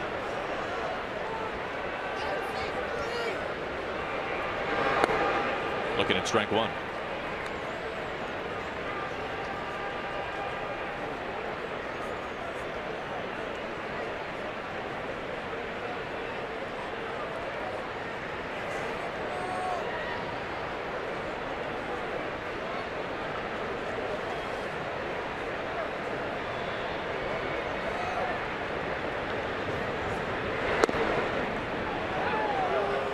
Dyson not happy, 0-2.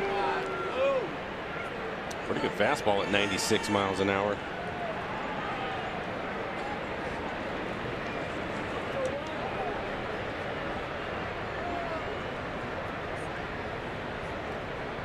Two on, 2 out. Dyson behind 0-2. And here it comes.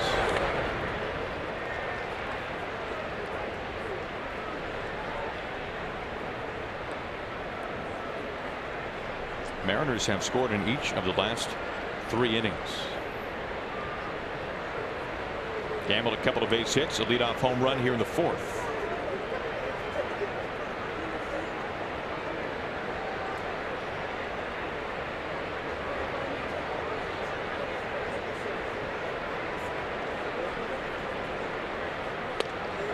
Dyson down on strikes for the 2nd straight at bat. Some more serious damage dealt to the Astros. Van Gamble led the charge to begin the bottom of the 4th. And then Kyle Seager, a couple of home runs, 3 in total through 4 innings for the Mariners.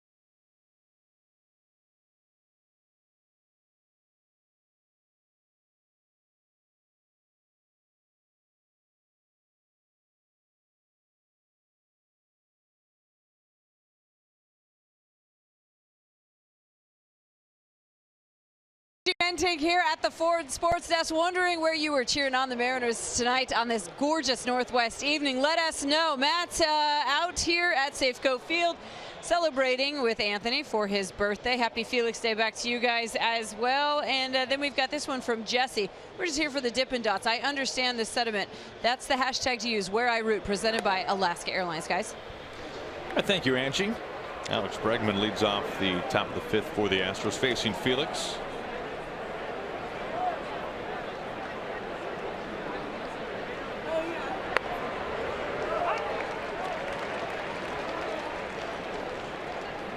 Now the run support has just continued for the King tonight. 8 runs over the last 2 innings. Bregman to center. Dyson having to pick up some speed. Looking up, and Bregman out to center field. That's an impressive shot for his 8th of the season.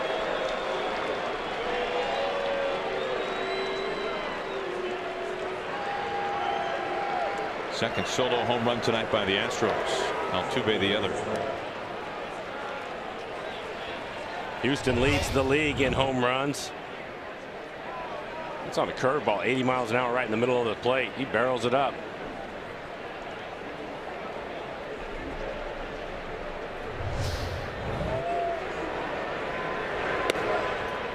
Strike 1 to George Springer.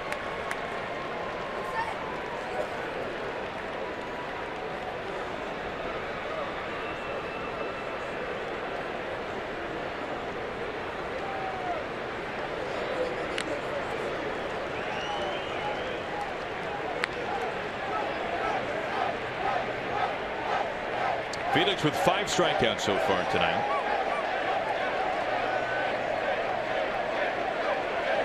A chance to pick up number 6. Down on 3 pitches. Bit by the changeup, 2 outs.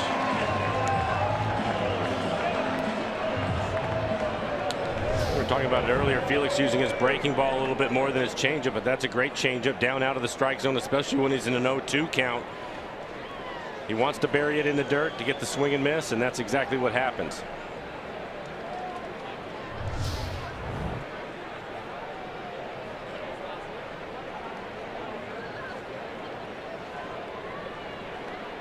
A lot of things come to mind when I think about other teams' reactions to Felix.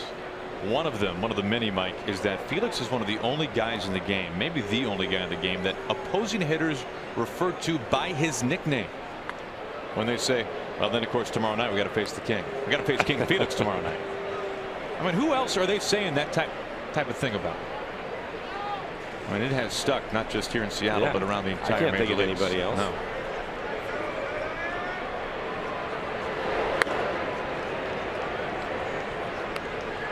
Two and one to Reddick. And there is nothing quite like King's Court.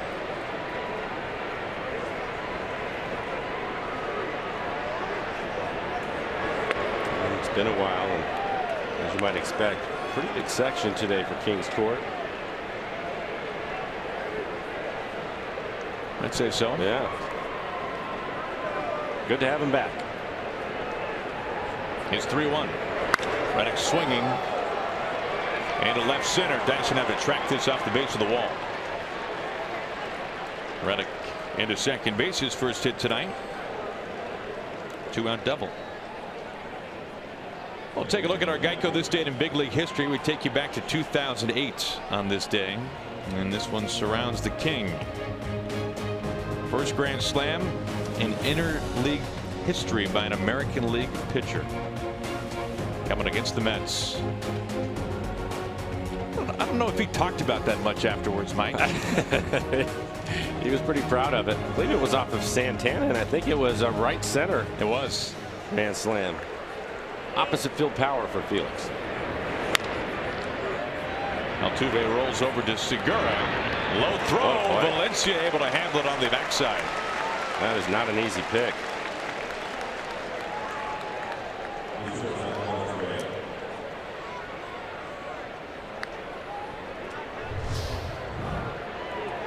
A little bit of a sinker. You can see the two-seamer over there and almost hit the cut of the grass. But Valencia will stay with it. As you take a look at our snow-mo in the replay, right in the back of the webbing.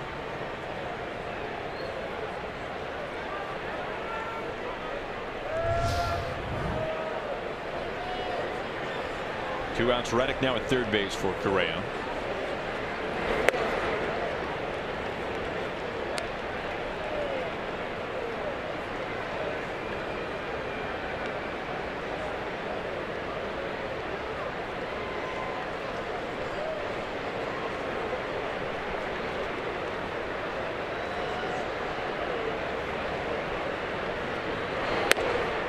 Off the plate, 2-0.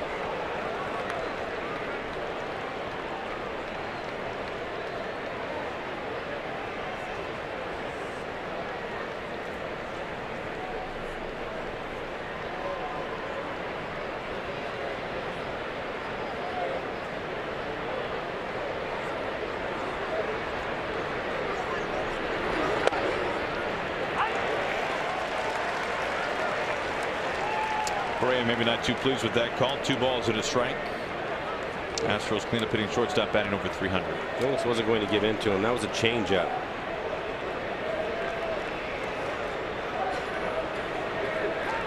Correa thinking it was inside. Felix running it off the inside corner.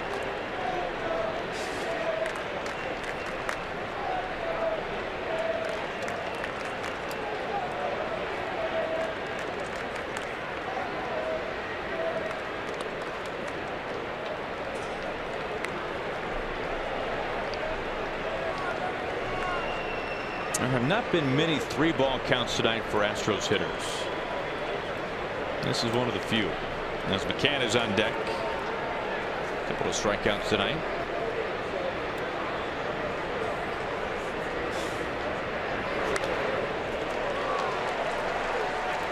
Full count.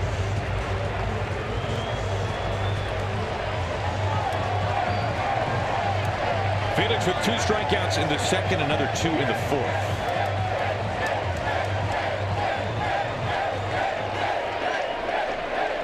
Six total so far tonight for the King.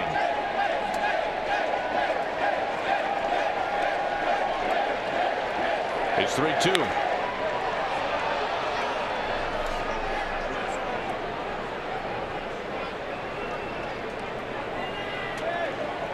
like another changeup. 77 pitches, 52 strikes. His last rehab, he threw 87 pitches. Scott Servais feeling that he could get 100 pitches out of him tonight.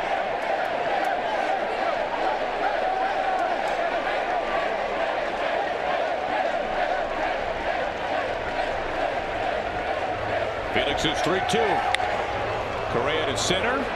Dyson back just a couple of steps to put it away for out number 3. Reddick is stranded. Bregman a leadoff home run. They go to the bottom of the 5th. Mariners in command.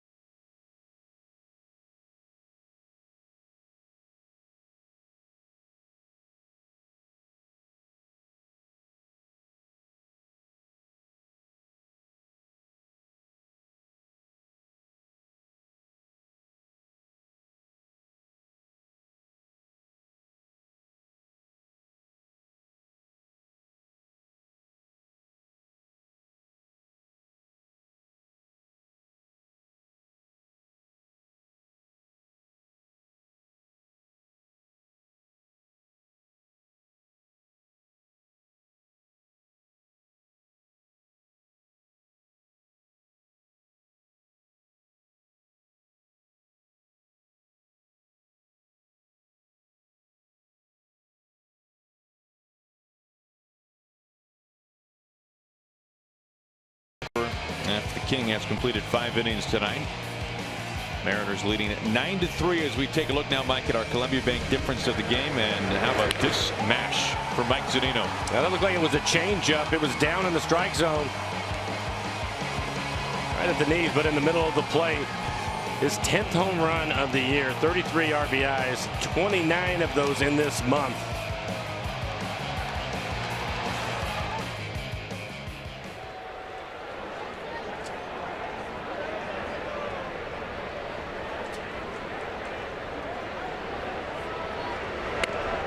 Good. Juan's first pitch, missing outside for ball 1. This is a very full in-game box score, and we are only beginning the bottom of the 5th inning. Cano, the only man without a hit so far. This is lined and a fair ball into the corner. Zunino, a home run earlier, now a double.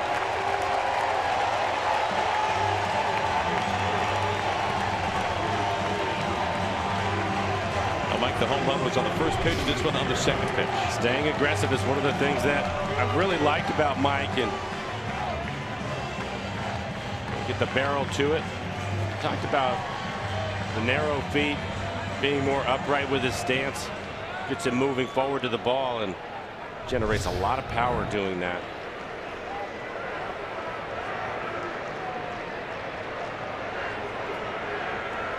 RBI chance for Segura. Mariners are 4 for 8 runners in scoring position.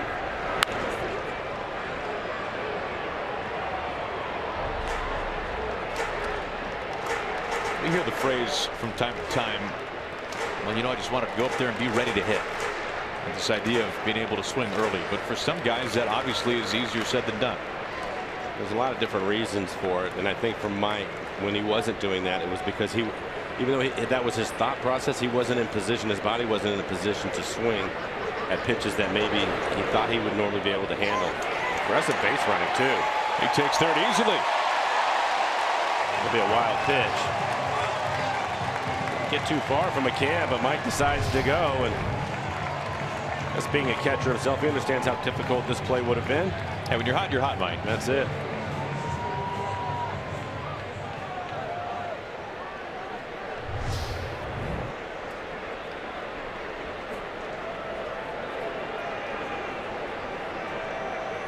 Houston will bring their infield in. Bregman handles this near the bag. 1 out. We'll take a look now at the Mariners calendar, brought to you by Mattress Firm. The Mariners enjoying a nice lengthy 9-game homestand.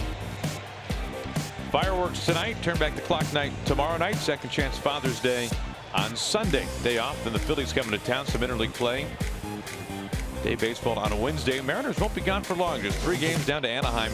And then the Royals and A's coming to town. We hope to see on Independence Day, July the 4th, against the Kansas City Royals here at Safeco Field.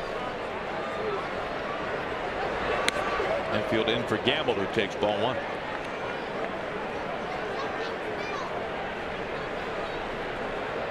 It's not easy to raise your batting average when you start the game at 352. Ben already a couple of hits. He's up to 356 now.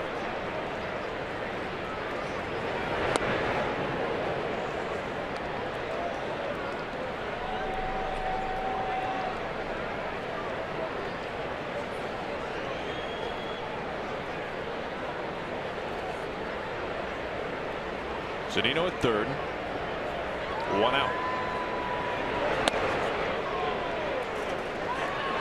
Gamble now a 15-game hitting streak.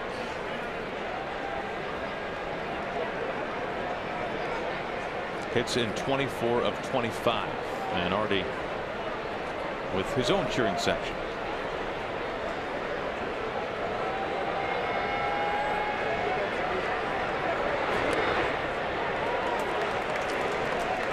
Gamble got ahead 3-1 his last at bat. He parked it over the fence in left center field. Looking at a 3-1 count here.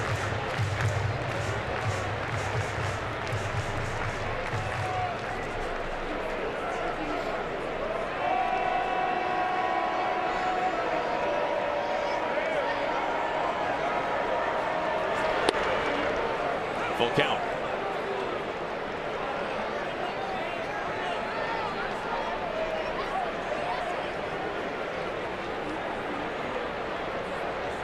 Picture perfect in many ways tonight from Safeco Field. The 3-2. Correa able to jump on top of it and take a hit away and a run away from the Mariners as well.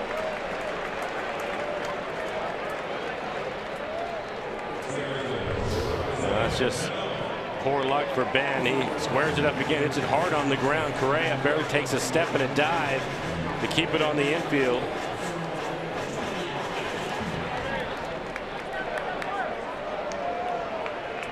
We just mentioned it for Robbie.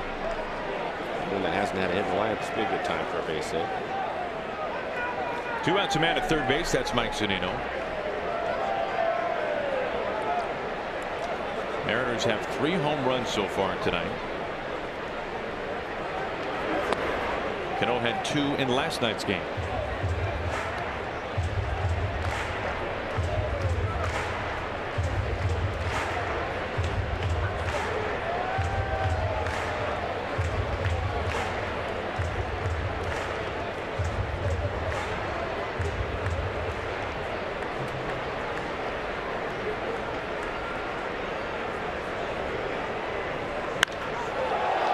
Out to center field, but hanging up for Springer to get underneath it.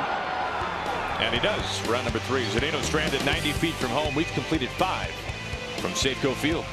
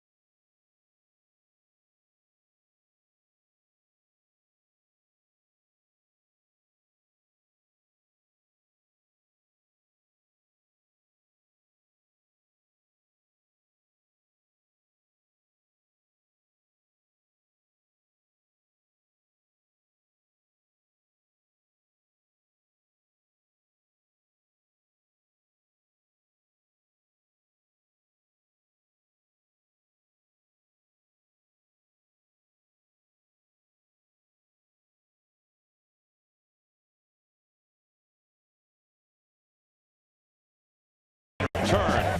Activated from the disabled list, pitching for the first time since late April for the Mariners, and he has been fantastic so far. Felix about to begin work in the top of the 6th inning. We take a look right now at his line. I think he's been pretty good so far tonight. 5 innings, 7 hits, 3 runs earned. A couple of solo home runs off of him.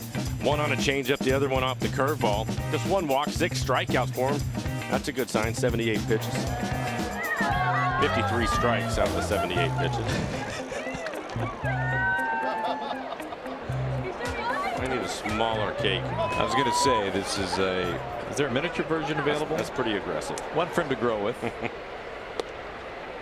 Strike 1 to McCann.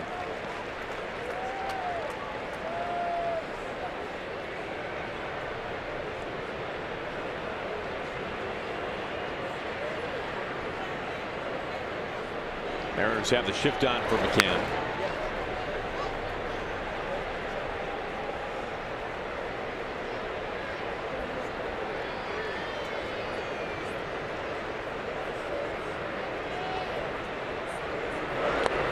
Thinking about showing a bunt.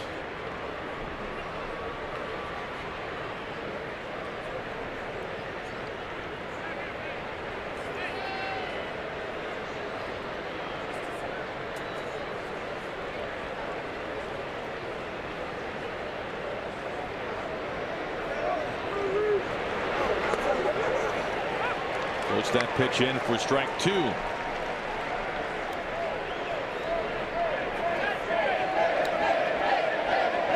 They want number 7. The Kings 2-2.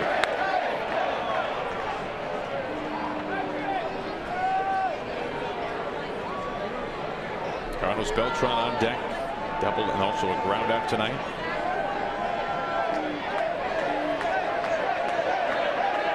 Felix is 3-2. Tight to the line, a fair ball. Valencia calling off Felix, handles it himself. Leadoff man retired. Well, if you won Washington's lottery, just imagine how you could make a fan's day like installing a massive glove statue in their front yard. Play today.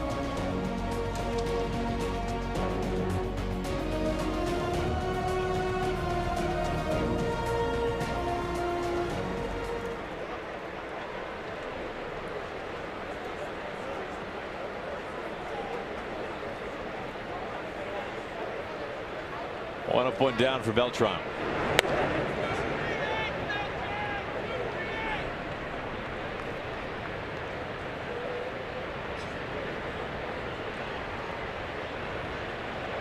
Beltran, a teammate with Edwin Diaz in the WBC this year. Team Puerto Rico.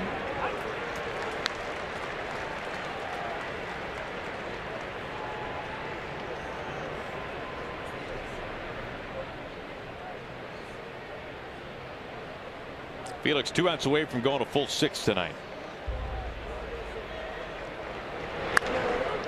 And to the point of the shift, Cano waits for it to flatten out.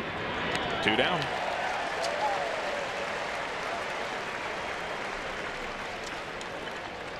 Vote today, vote tomorrow, vote Nelson Cruz and the Mariners for your 2017 All-Stars with the MLB All-Star Game ballot. Vote at mariners.com/vote.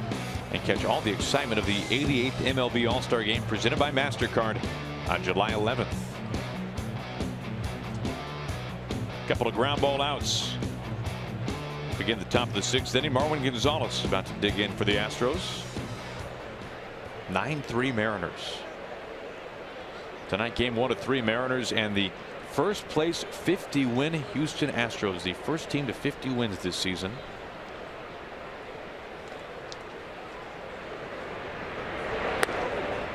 And we could not believe it, Mike. Looking at the Astros road record this year, 27-8. That is amazing. You have a reason for that? I mean, obviously they're really good, but 27-8. That's beyond that. I think most of the time, if you're a team that's going to win on the road, it's because of your pitching.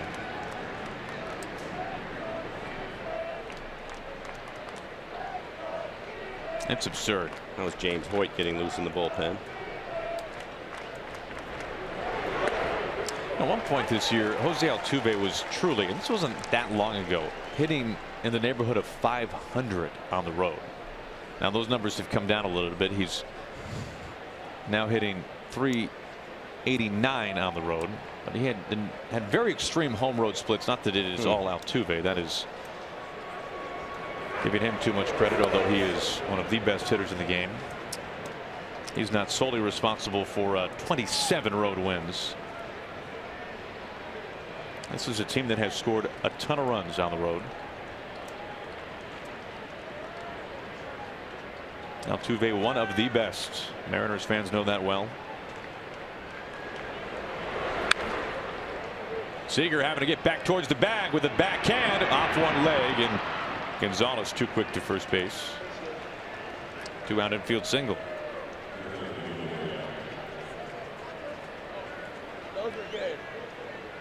I think he's had 2 swinging bunts tonight. 2 of them. Seager had just moved back to where the shortstop position was, and he cues it right down the line.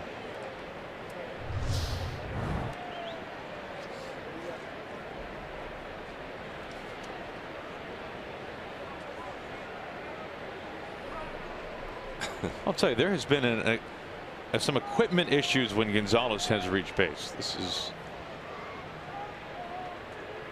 caused a bit of a delay each time. For as often as he has reached base this year, I think that would be figured out. Ball one to Gurriel.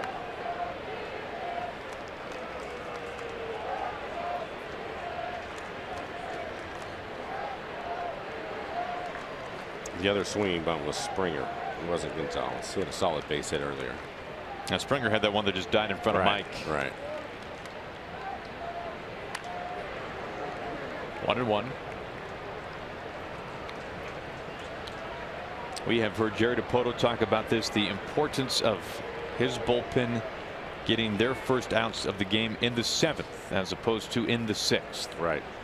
And Felix a chance to go a full 6 innings tonight. 94 pitches, 5 2/3 to this point. Yeah, I would think this will be it for him. 1-2.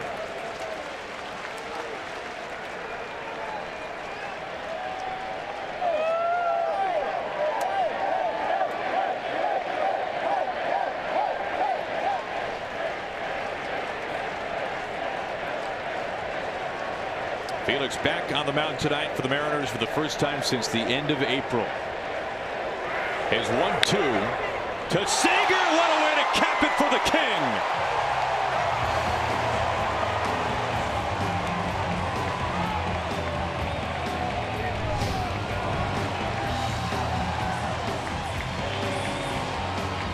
All out Kyle Seager.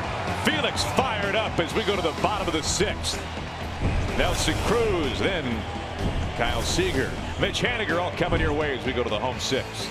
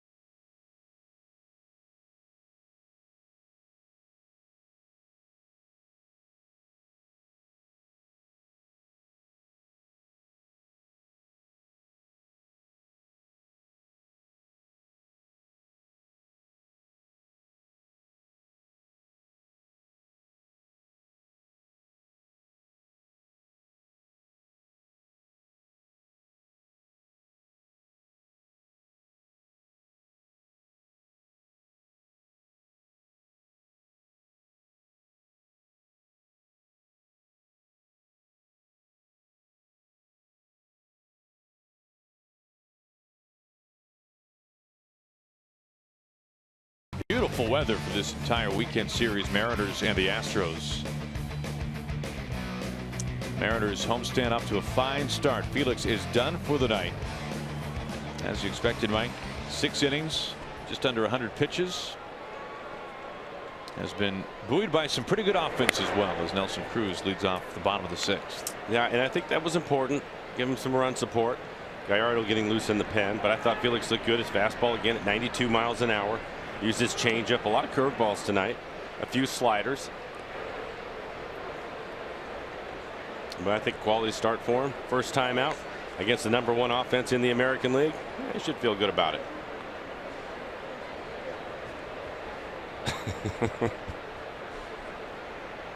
You just never know.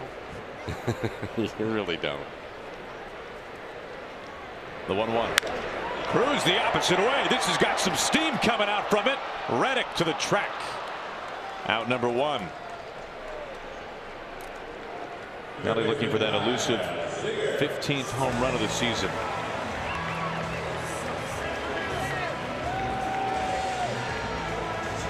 One out for Kyle Seager, who has had himself a night. He has reached base 3 times, scored all 3 times. And his last time up, his 8th homer of the season.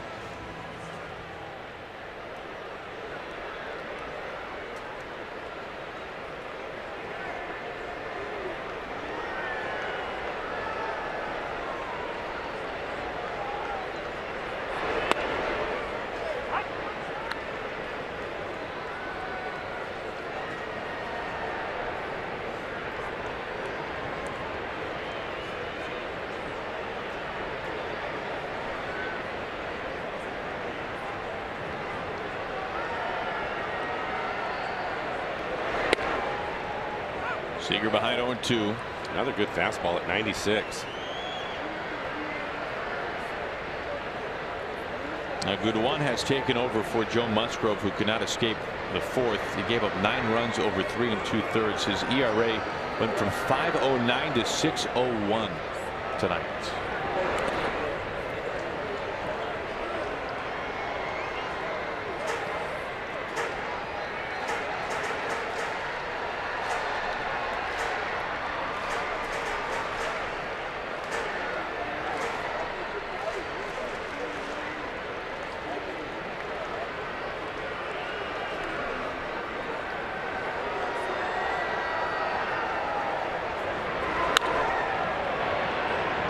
Still 1-2. Nice play. Kyle out in front of a breaking ball at 86.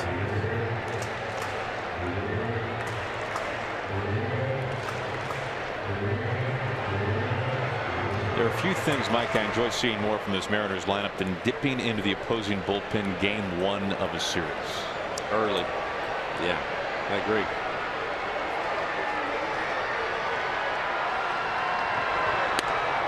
And you know, it's something that the Mariners had to go through for a period of time. And that was happening quite a bit, made it really difficult. Edgar happy with the way things are going tonight.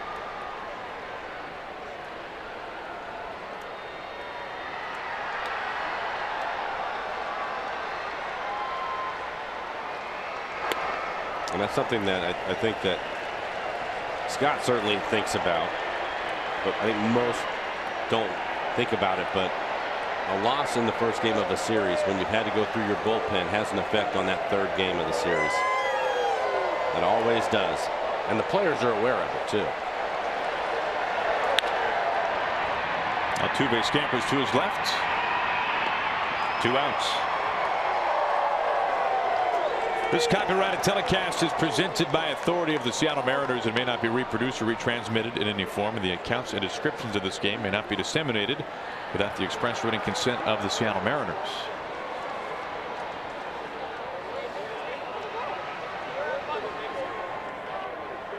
We've got a pitching change in the bottom of the 6th. Good one is done.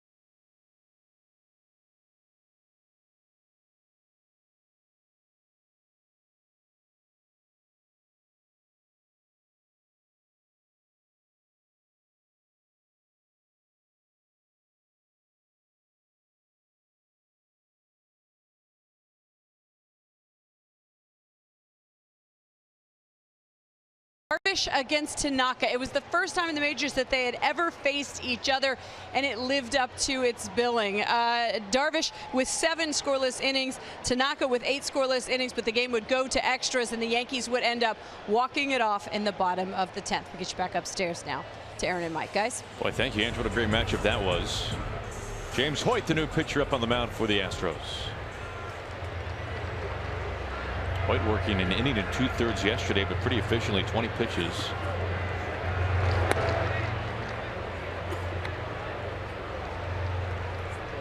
And for Hoyt, 20 appearances on the year. High ERA, 4.74 ERA for him, but 42 strikeouts in 24 2/3.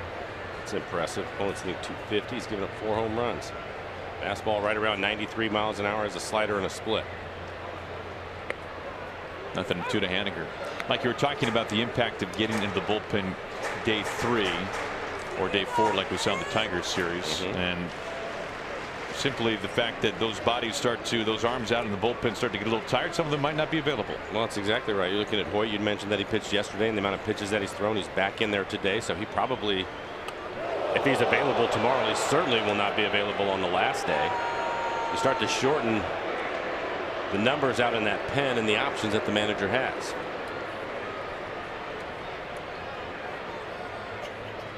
Cishek getting the save last night, his first of the year.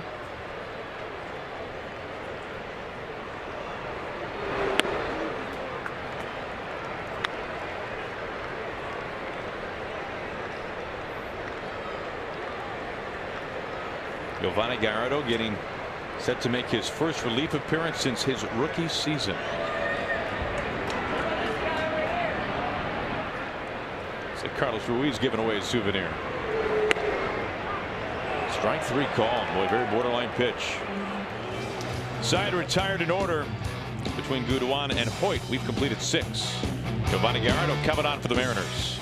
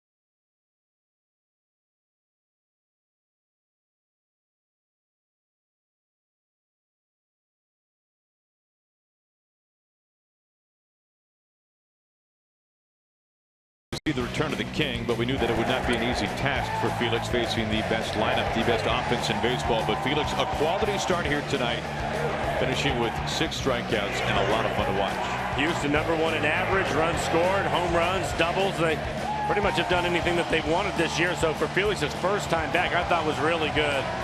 Gave up a couple of solo home runs, one on a changeup, the other one on a curveball. I think Scott Servais is happy to have him back too. 6 innings, 8 hits, 3 runs. They were all earned. 1 walk was a big key. 6 strikeouts, 96 pitches, 63 of those for strikes. Take a look down at our Beacon Plumbing call to the pen, and for the first time this year, Giovanni Gallardo coming in relief for the Mariners. You can see 14 starts for him, 3-7 record. High ERA, 57 strikeouts, over 32 walks, and 75 2/3. Gallardo made 3 relief appearances as a 21-year-old rookie in 2007 with the Brewers. He has not pitched in relief from then until tonight.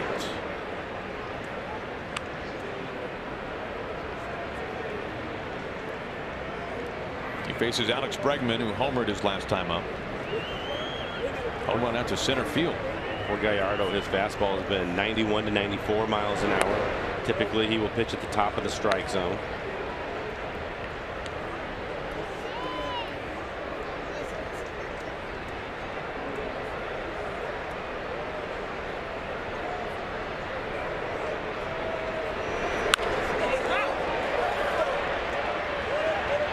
Valencia by the coach's box. 1 out. Well, the Phillies are in town for 2 games starting Tuesday. Summer is officially here, so celebrate with the Mariners midweek matinee under the sun on Wednesday at a special 12:40 start time. Great seats for these series still available by going to mariners.com. Mariners saw the Phillies in the city of brotherly love earlier this year and scored all kinds of runs against them. Let's see what Phillies are doing in the 9th inning. Not too far from here. Leading the Diamondbacks. 1 out, nobody on for George Springer, who nearly hit his 9th leadoff home run of the season, 2nd pitch of the game. Gamble made the catch with his nameplate pinned up against the wall.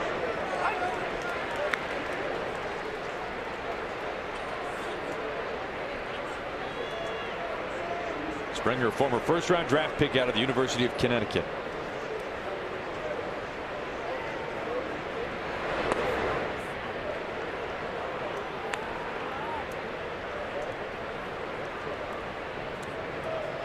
Watching him over the last few years, he's calmed things down in the batter's box. First came up, a lot of people were talking about him for good reason. Tremendous athlete, has a lot of power, can run. But he was striking out a lot and swinging, kind of falling all over the place. Really didn't have much balance. That has changed in 21 home runs this year.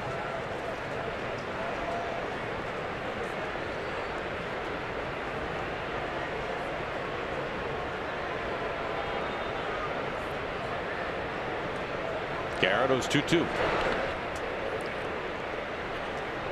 I want to guess what George Springer weighed his freshman year in high school. You won't be right. 89 pounds. Like, he was 4'10", 89 pounds when he walked into high school. Well, he's grown up. How about that? He weighed $105 his sophomore year.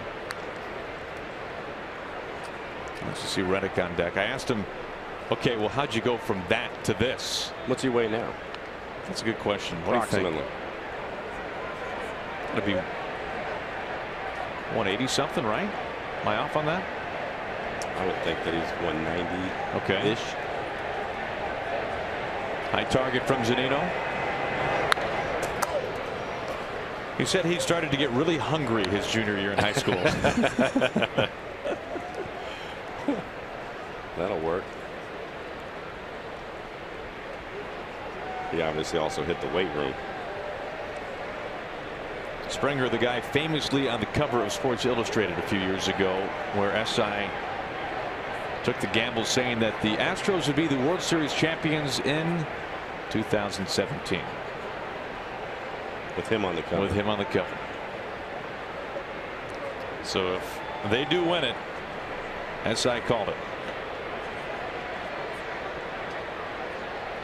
They are the best team in baseball at this point.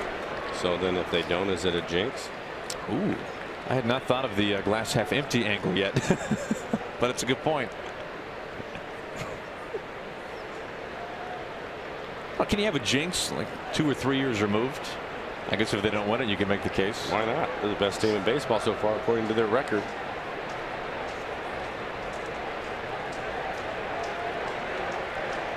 Again, the 3-2.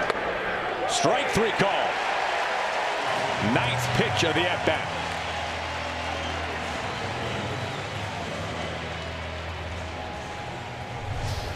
We'll take a look at it in our snow-mo. Breaking ball down and away. Right on the corner. Pretty good pitch. 9th pitch of the at-bat.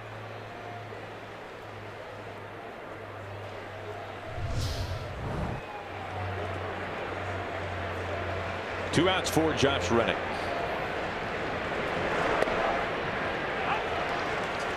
Reddick's numbers last year really affected by an injured thumb.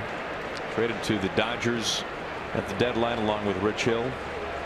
Hill re-signing with Los Angeles. Reddick coming over to Houston.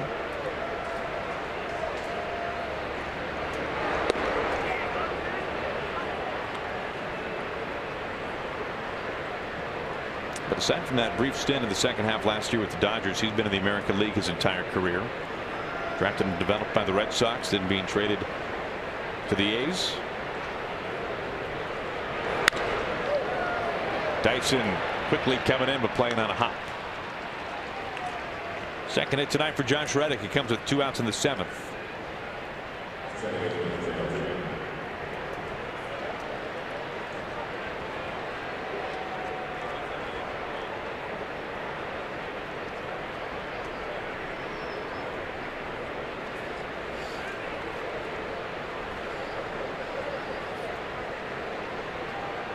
Altuve a home run in the first inning that gave the Astros a short-lived 1-0 lead.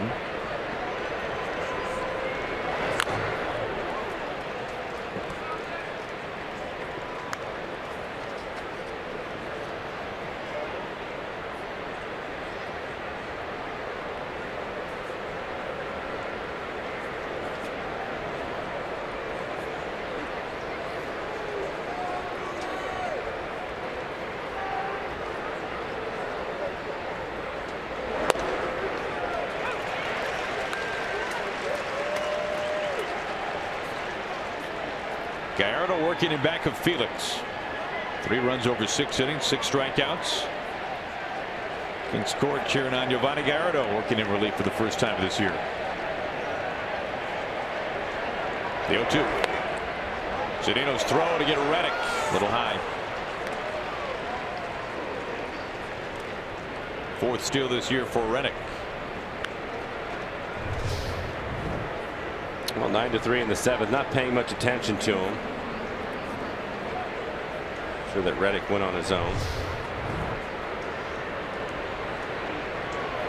Typically down 6 runs late, you won't see guys trying to steal, but he made it.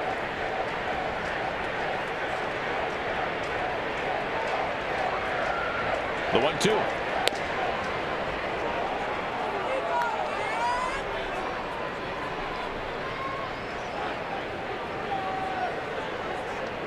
No player has more hits against the Mariners the last 4 years than Jose Altuve.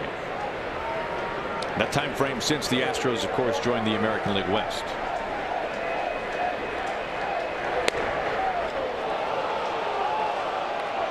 Altuve has worked the count full. Correa on deck.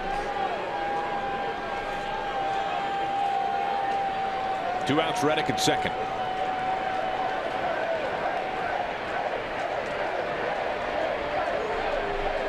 Now the 3-2. Now Gallardo really had to work against Springer. 9 pitches to strike him out. Next pitch will be number 7 to Altuve. And a couple of high fastballs. Altuve swinging at both of them and fouling him off. The other 4 pitches breaking balls off the plate away.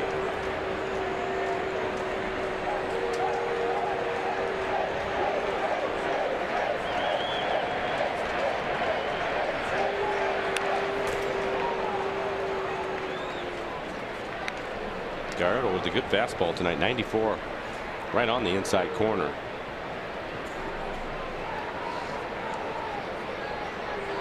.22 pitches, 13 strikes so far in the inning.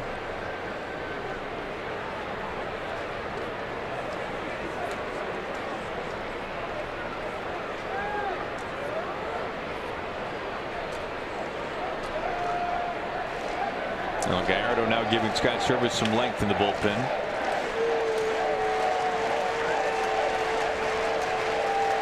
Trying to get rid of Altuve. Instead, a walk. 8-pitch walk to Altuve. He reaches for the second time.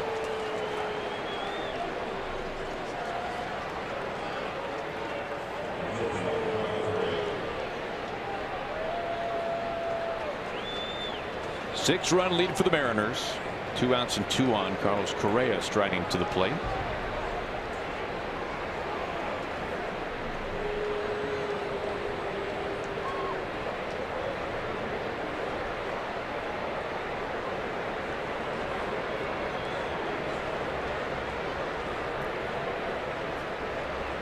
Correa, a single run scored back in the 4th.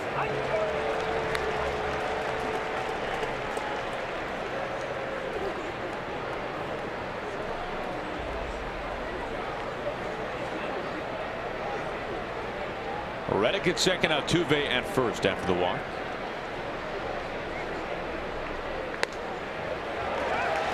And it's 0-2.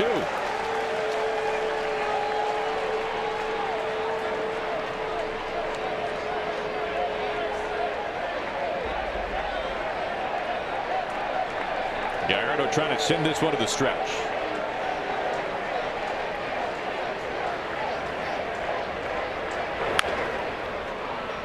Giovanni picks it out of the grass. Easy toss. Correa retired and the Astros strand 2.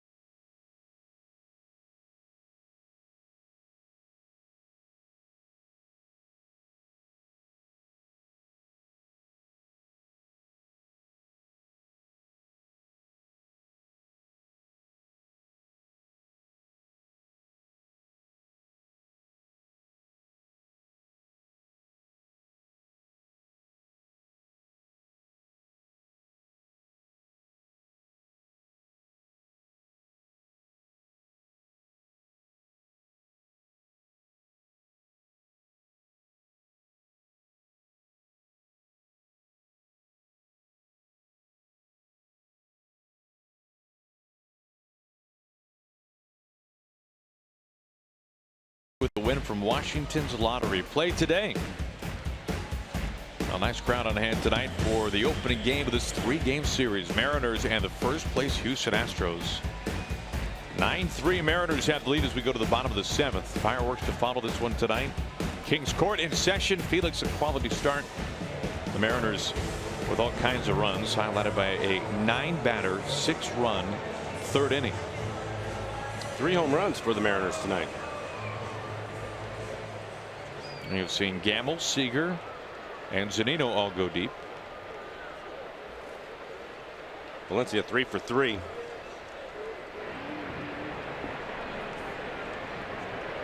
Also driven in a couple of runs.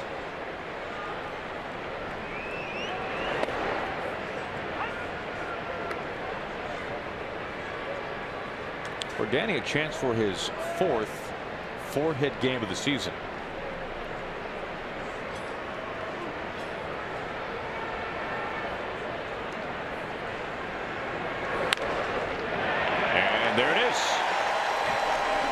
Consider this for a moment. Danny entered tonight 3 for 23 against the Astros this season. He has 4 hits tonight. You never know. This is down out of the strike zone, but he stays with it and lines it into left field.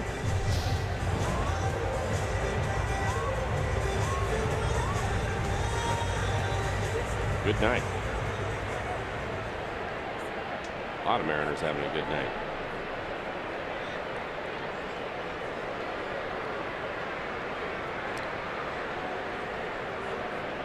Leadoff man aboard for Jarrod Dyson.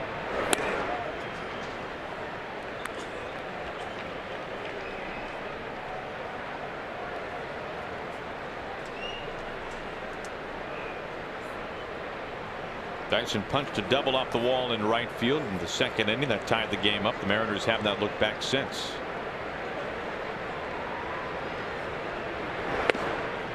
Like, we knew this in spring training, or at least we thought this would be the case. But I think now we know this. This is a really exciting team. I think that they can score in so many different ways, but I think the element of speed makes you say exciting. Something that, not this kind of speed anyway, that we've seen here. And so many guys that can really run and want to steal bases.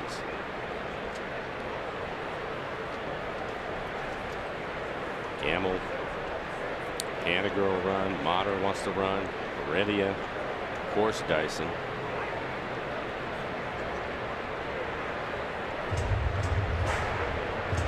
All the speed in the outfield. And the length of the lineup. Yeah.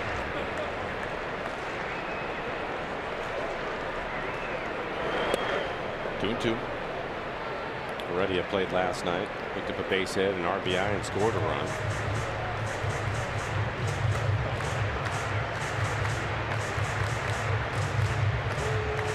The other thing too is we talk about defensive runs saved with the outfield and all those things, but you can just see it when they're playing, the difference it's made with the ground that they cover and the way that they can throw.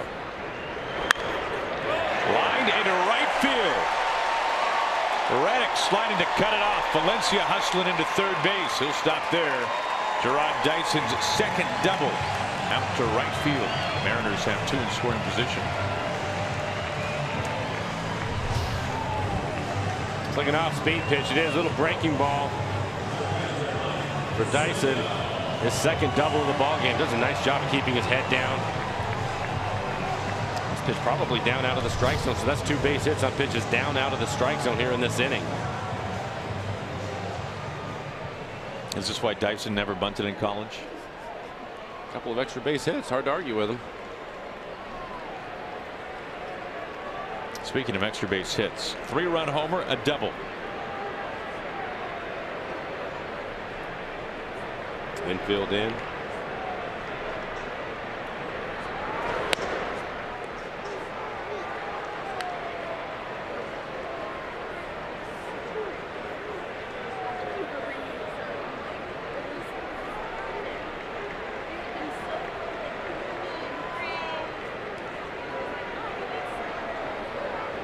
Zunino has 29 RBIs this month.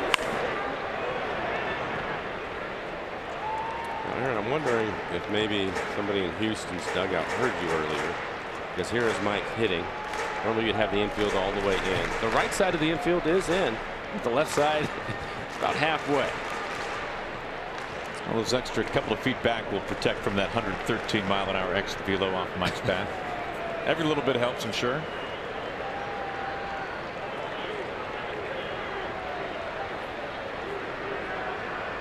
The 1-1. Tries to stop the swing, 1-2.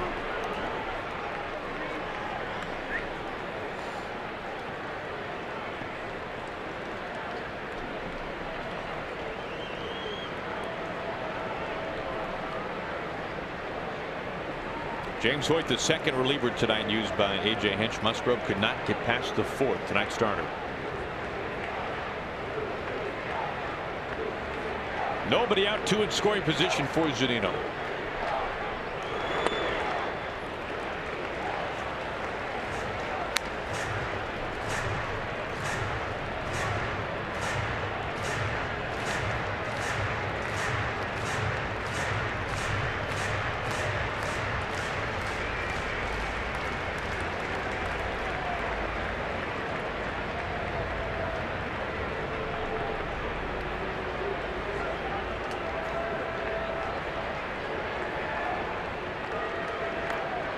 Hoyt's 2-2. Gets away from McCann. Valencia scoring easily. The Mariners have hung a 10 spot. Dyson coming home. Headlock slide. Safe.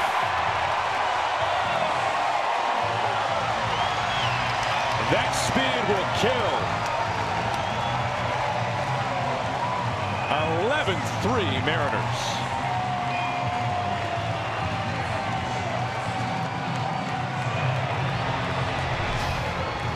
McCann is not going to be able to pick it up right away. Goes off the heel of his glove. He can't find it. Dyson running with his head up.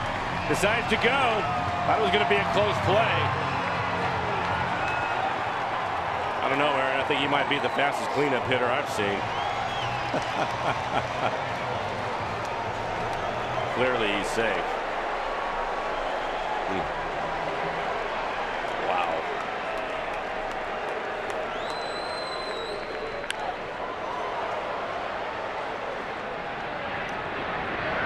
Gurriel for round number 1.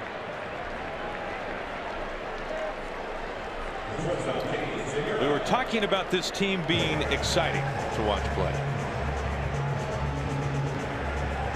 Dyson is a big part of that in a lot of different ways.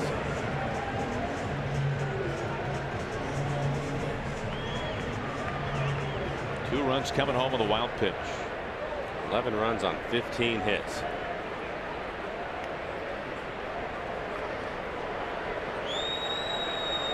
An unreal homestand for the offense. Strike 1 to Segura.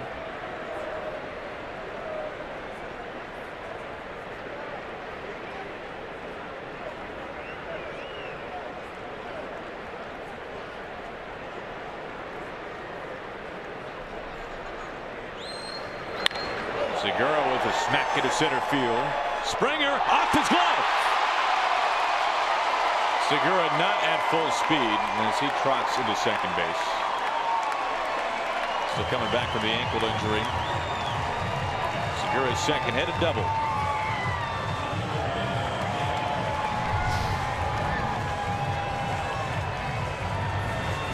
Well, he may have had it for a second. I think when he was diving, it pops out. Solid line drive, going to get a pinch runner for Segura. It would be Taylor Motter again. Still dealing with that ankle injury that he had. Oh, it's off the pinky of his glove and just wasn't able to hang on to it. A couple of hits for Segura tonight, and he is finished. Good time to get Gene off his feet. Motter taking over at second.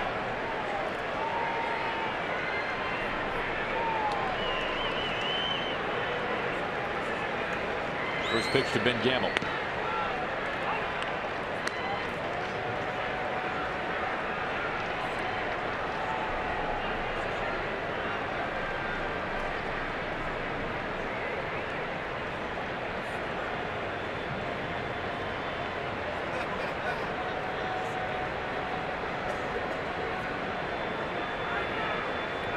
Talked about the speed. We see Dyson scoring from second on that wild pitch. We saw Gamble scoring from first base the other night on the double by Cano. Yep. I haven't seen that before. No. That's a runner held at third base. The other thing about it too, and the pitching really appreciates this part of it, Aaron, is it's one thing to be able to run down a fly ball or something in the gap, but what they also do is on the line drive like Cano hit the other night. With these guys, they're able to cut that off and hold it to a single probably a good portion of the time. That pays off at the end of the season. You do that consistently, which they have done so far this year. That's going to save you a bunch of runs. 1-2.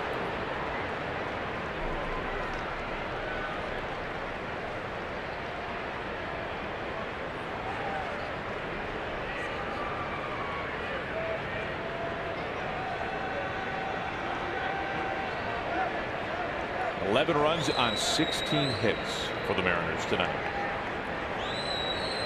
Motter running at second. A dribbler.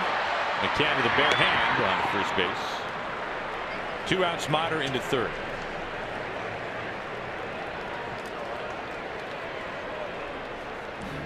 Now there's fun to be had beyond the fence in center field for the Mariners' youngest fans. Visit the Moose Den, ride the slide of the playground, or make a wish at the Seattle Children's Wishing Well. Swing by the next time you're at the ballpark.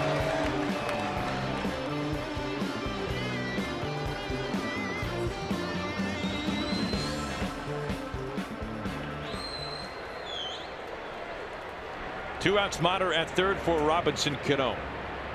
Tony Sipp getting loose in the bullpen for Houston.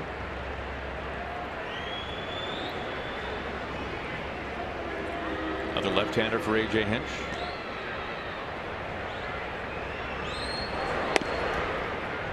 The Mariners, they have a series with Houston. They usually see Tony a couple of times. Robbie's usually the one that has to face him, he and Kyle. Yeah, Tony and Robbie should be pretty good friends by now. I would think so.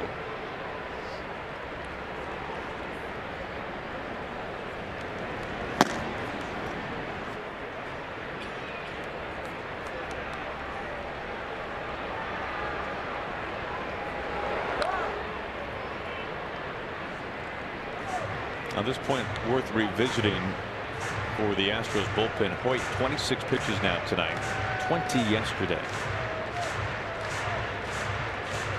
and 15 2 days before that. And we also saw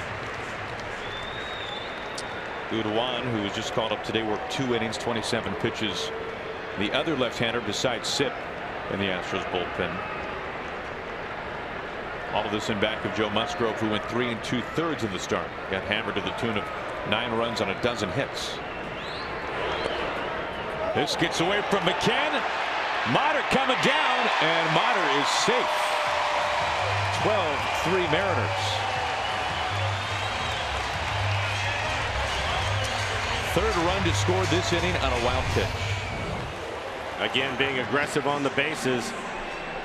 Right off the heel of his glove. Taylor takes off right away. I thought the ball hit him. Yeah, And it does. did. Yeah.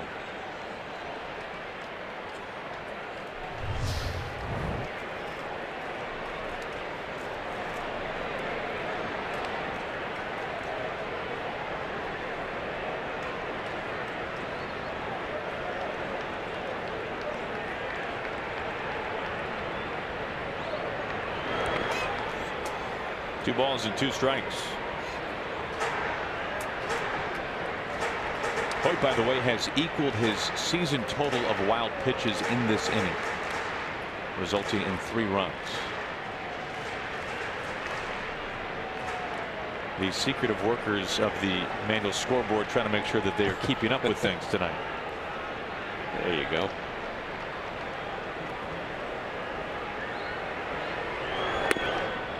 Cano down swinging. 3 runs, cross home plate. Couple of wild pitches, and this one did the most damage. Valencia had only 90 feet to cover. Dyson tearing home through 7. Mariners all over the Astros.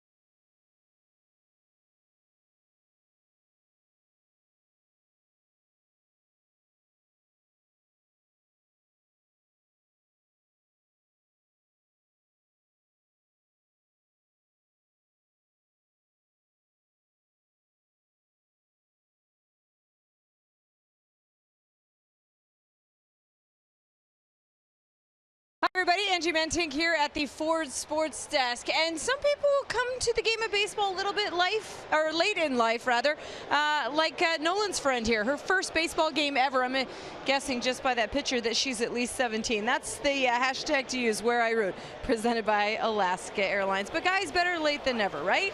Yeah, coming out. The sooner the better, though. Thank you, Angie.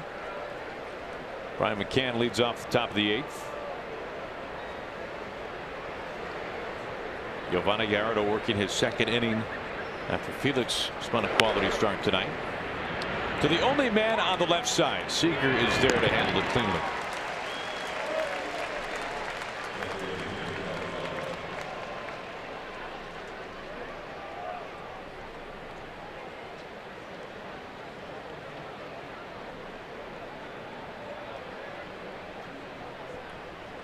Here's Beltran.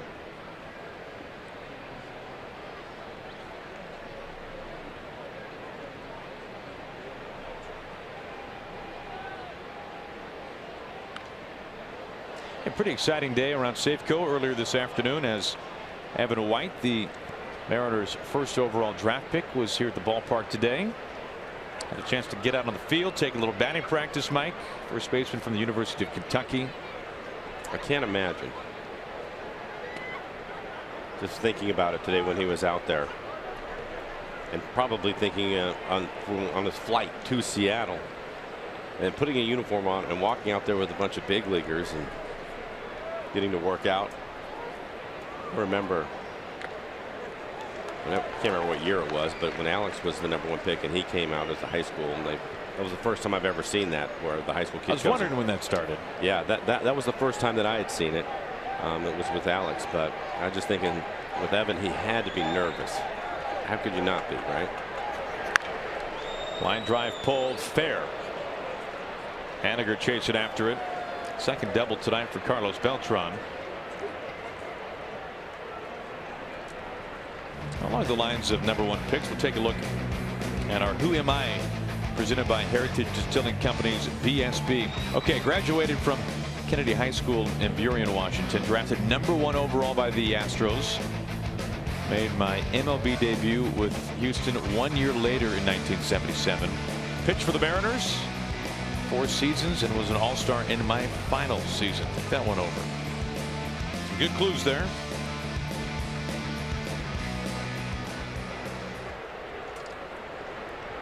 One out, 1 on for Marwin Gonzalez. A couple of base hits, including an RBI tonight.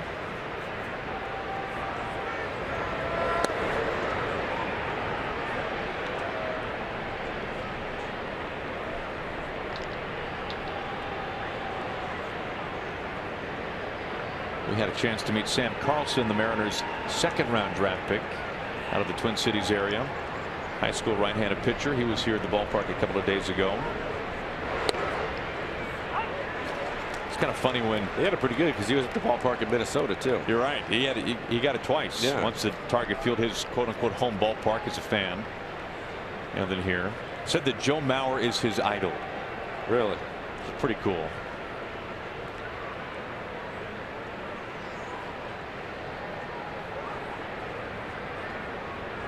One and 1 to Gonzalez. Asked him who his favorite pitcher is. Marcus Stroman. Didn't see that. There's no logical connection there as a kid rooting for the Twins. But Stroman, an East Coast guy, pitched to Duke. Obviously was fantastic in the WBC. Right. MVP for Team USA. We have seen him this season pitch for the Blue Jays against the Mariners. But Sam's saying that he just loves the way that he goes out there, competes, loves his almost in so many words said his vibrato on the mound, and just kind of the way he carries himself. There's some flair to his game. Absolutely. Yeah. He's also really good. He's also really good. One of the best ground ball pitchers in the game.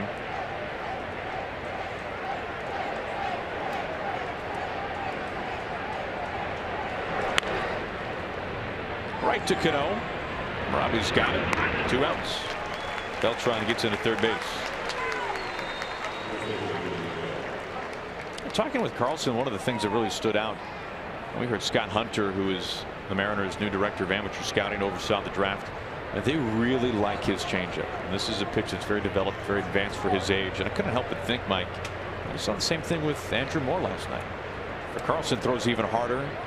Fastball in the mid-90s, but for a kid that young to have that good of a field pitch, that is probably not necessarily as popular to throw as that power slider or that hammer curve. Which he'll learn one of the two, if not both.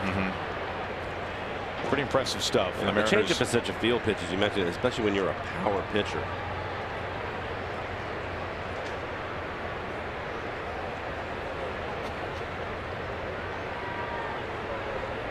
On one to Gurriel. But it did kind of speak to his maturity. I asked him what made him want to develop that pitch at such a young age, and he said he knew that at one point he would be facing hitters better than high school hitters in Minnesota on 41-degree days. And he said that that's a pitch he thought he really needed to have, because let's face it, if you're throwing 95 in high school on a cold weather state especially, you're probably going to be okay. And I'm wondering how much of that maybe from his dad or his high school coach or his summer coach had him throw that more than maybe a breaking ball, because he had such a special arm. The Mariners kind of think that the velocity that they've seen from him, which has been very good, might be even better once he gets more innings, gets in a little warmer weather. It's going to be bigger and stronger for sure. And he's 18. The 2-1. Pop up off the hands. Valencia's got it. Beltran stranded at third base. They completed 7.5.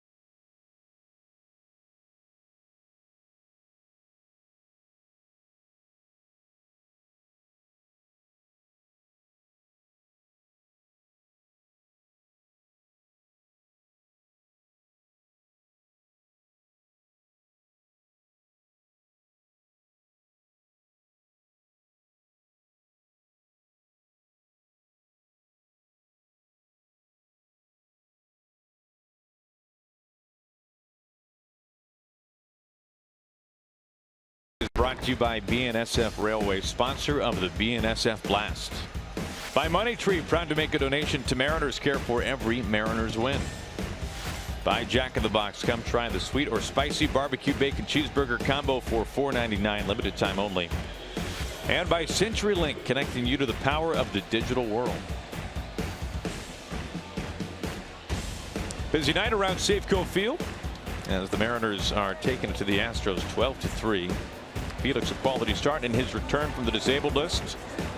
3 Mariners home runs as they have made this Astros bullpen work, and that will continue in the home 8th, facing left-hander Tony Sipp. 24 appearances, 4.5 ERA for him, and 20 innings, has 18 strikeouts.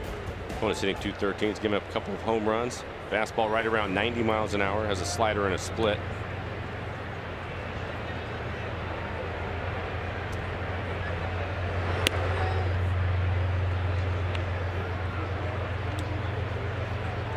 Nelson Cruz is single back in the 3rd. Deep fly ball out to right field, his last at bat.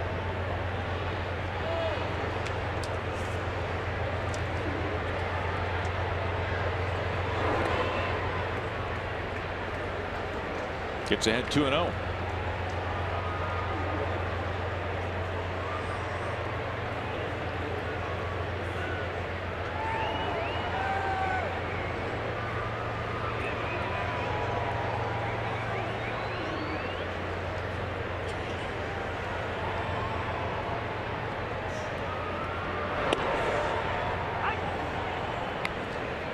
Borderline pitch, strike 1. Only hit a home run off of Tony Sipp.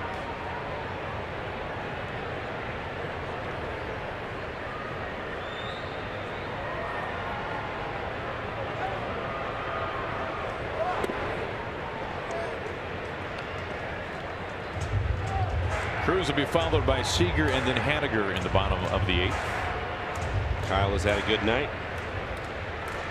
2 for 3, but he's been on base 3 times and scored all 3 times.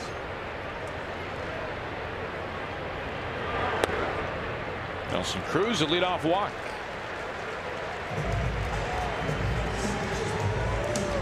For Kyle, that included his 8th home run.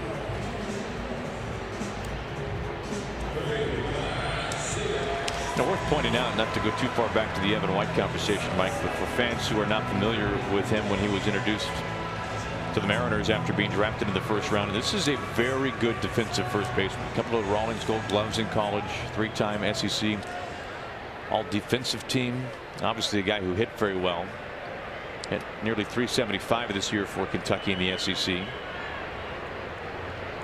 I've never seen him, but that tells me he's a pretty good athlete. There's even some thought one of the draft gurus when he was drafted, this is not a Mariner related person, but someone in the media actually compared him to A.J. Pollock. The center fielder? Yes, to give you an idea as to the type of athlete that he is. There you go. That was one of the first questions that Jerry was asked. Scott Hunter was asked, Mariners director of amateur scouting, would he stay at first base? And they really like his glove there. And I would think so. so yes, he will stay at first base. But Evan gave the very good answer, saying wherever they want to put me, I'll play.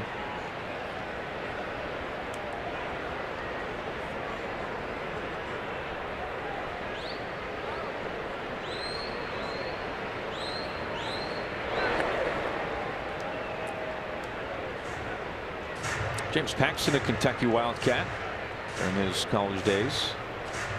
SEC has got some pretty big time college ballparks. LSU, one of them. They took down the Beavs earlier today. College World Series going on. They will play once again tomorrow. The winner going on.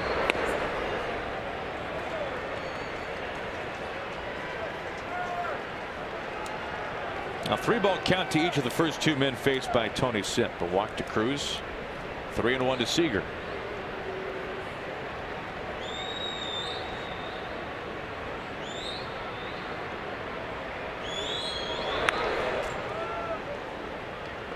Kyle tried to hit his 9th home run. Fastball right on the inside corner.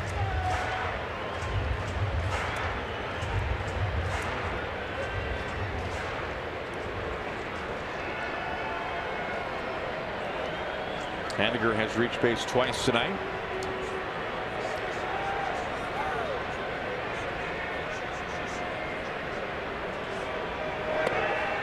Back-to-back walks by Sipp.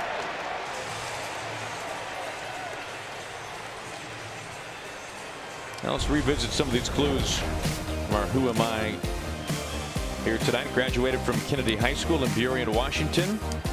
Taken #1 overall by Houston. Made my major league debut with the Astros a year later in 1977. Pitched for the Mariners for 4 seasons. An all-star in my final year. Floyd Bannister. Looking good in the old Mariner unis. Tonight's Who Am I?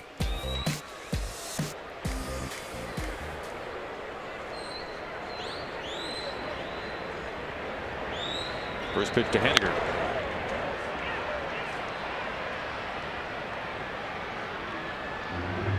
These 12 runs tonight by the Mariners.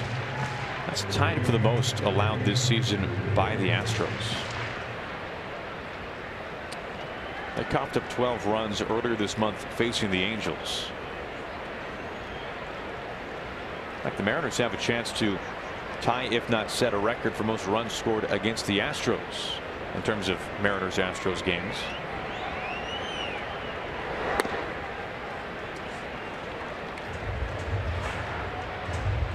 Mariners won 13-2 back in 2014 against Houston. That is the only game where the Mariners scored more against Houston than they have so far tonight. And obviously that 13th run is in scoring position. That's Nelson Cruz.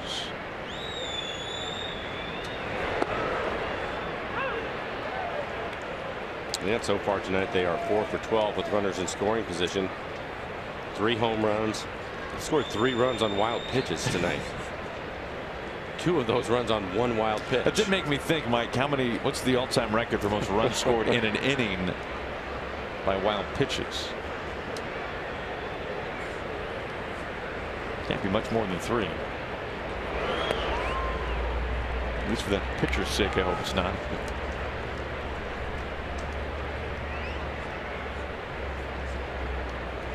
Valencia on deck.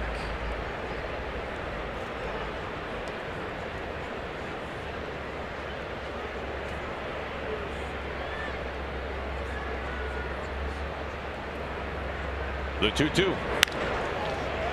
Correa scampering to his left. No bare hand needed. Wide throw by Altuve. Nelson Cruz hustling home. 13-3 Mariners.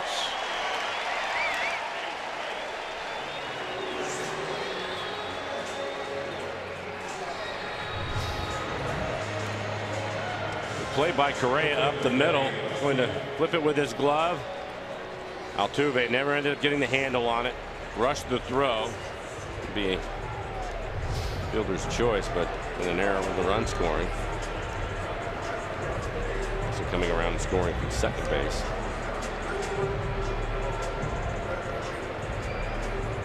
Danny Valencia looking for his 5th hit. He was 4 for 4 tonight.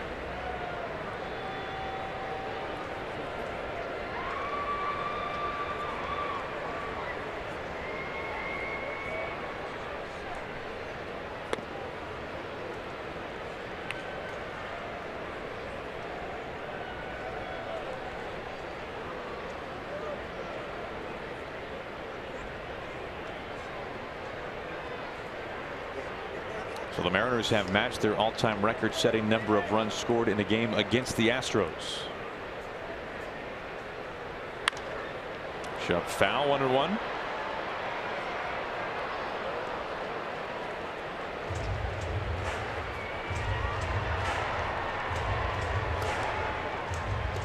Well, we know what you're going through. This is a tough one to keep up with.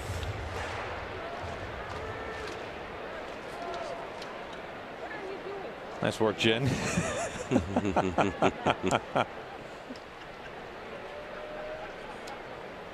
Pardon us.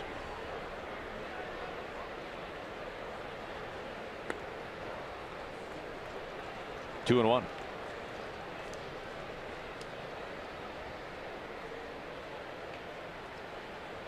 Now you mentioned a chance for a 5-hit night, Mike, for Danny Valencia, something he has never done in his career. Chance to change that here. Weak grounder. Sip. Down to second, on to first. Not in time. Fielder's choice.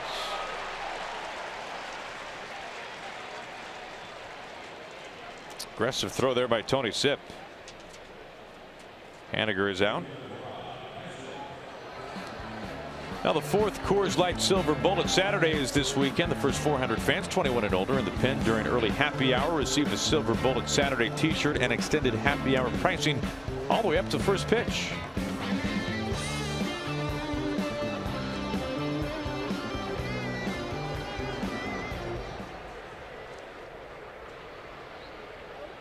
Couple of doubles tonight for Jarrod Dyson, an RBI and a run scored.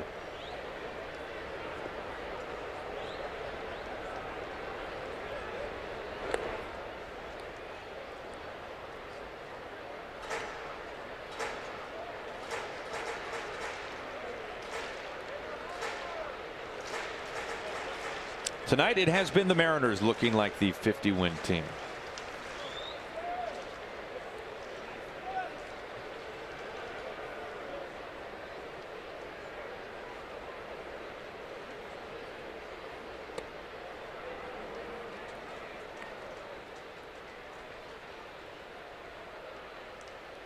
Tony really struggling with the strike zone. 22 pitches, just 8 strikes from him.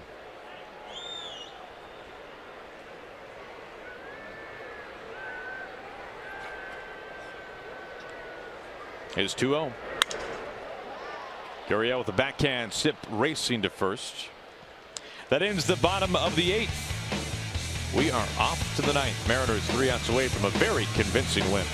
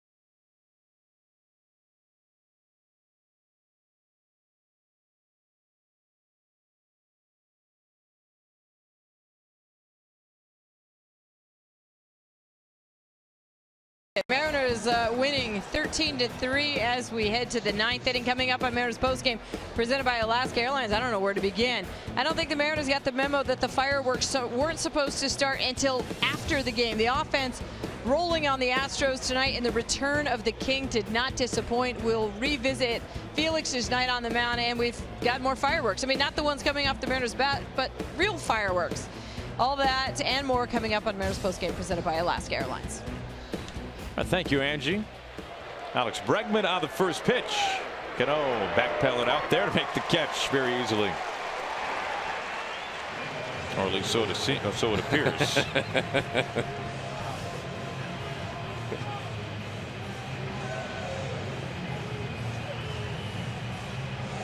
Two outs to go. He was telling Dyson to stay in center field.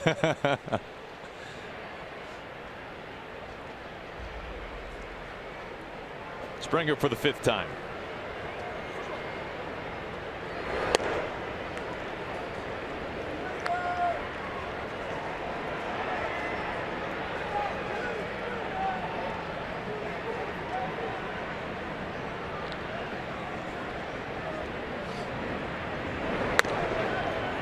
One and one.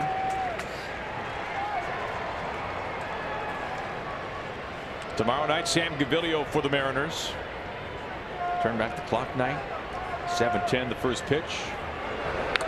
We will be on the air at 6:30. I'll be going up against right-handed Lance McCullers. Never easy.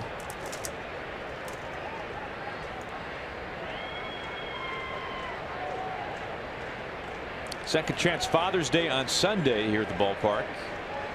Usual 1:10 first pitch against Houston.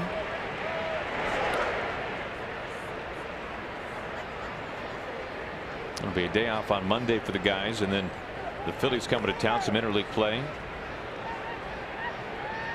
including a Mariners matinee in that series.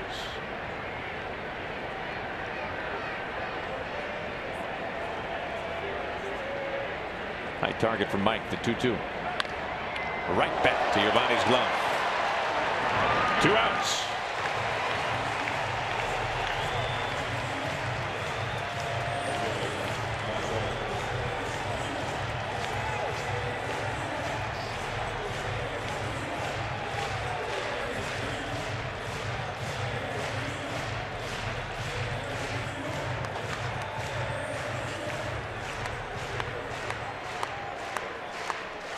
A lot to cheer about in this one tonight.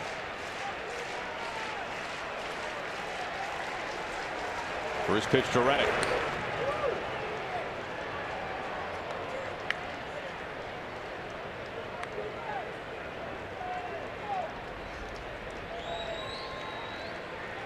I think the main thing is Felix. Thought he really looked good tonight. 92 miles an hour on his fastball. He had a pretty good changeup and curveball. Great to see the Kings court again. A lot of run support.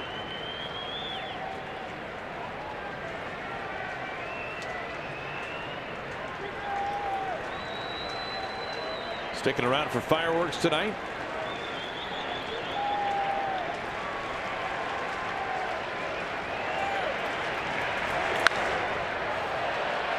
Haniger to the track.